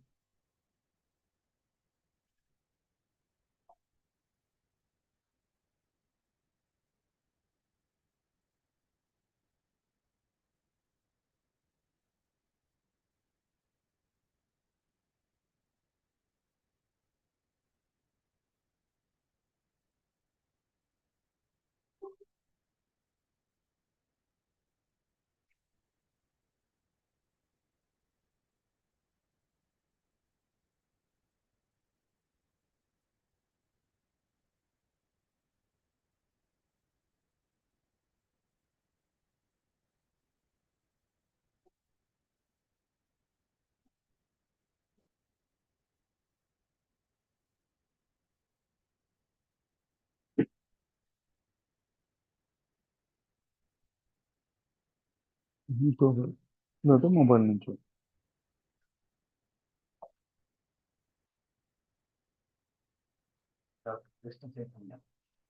Me system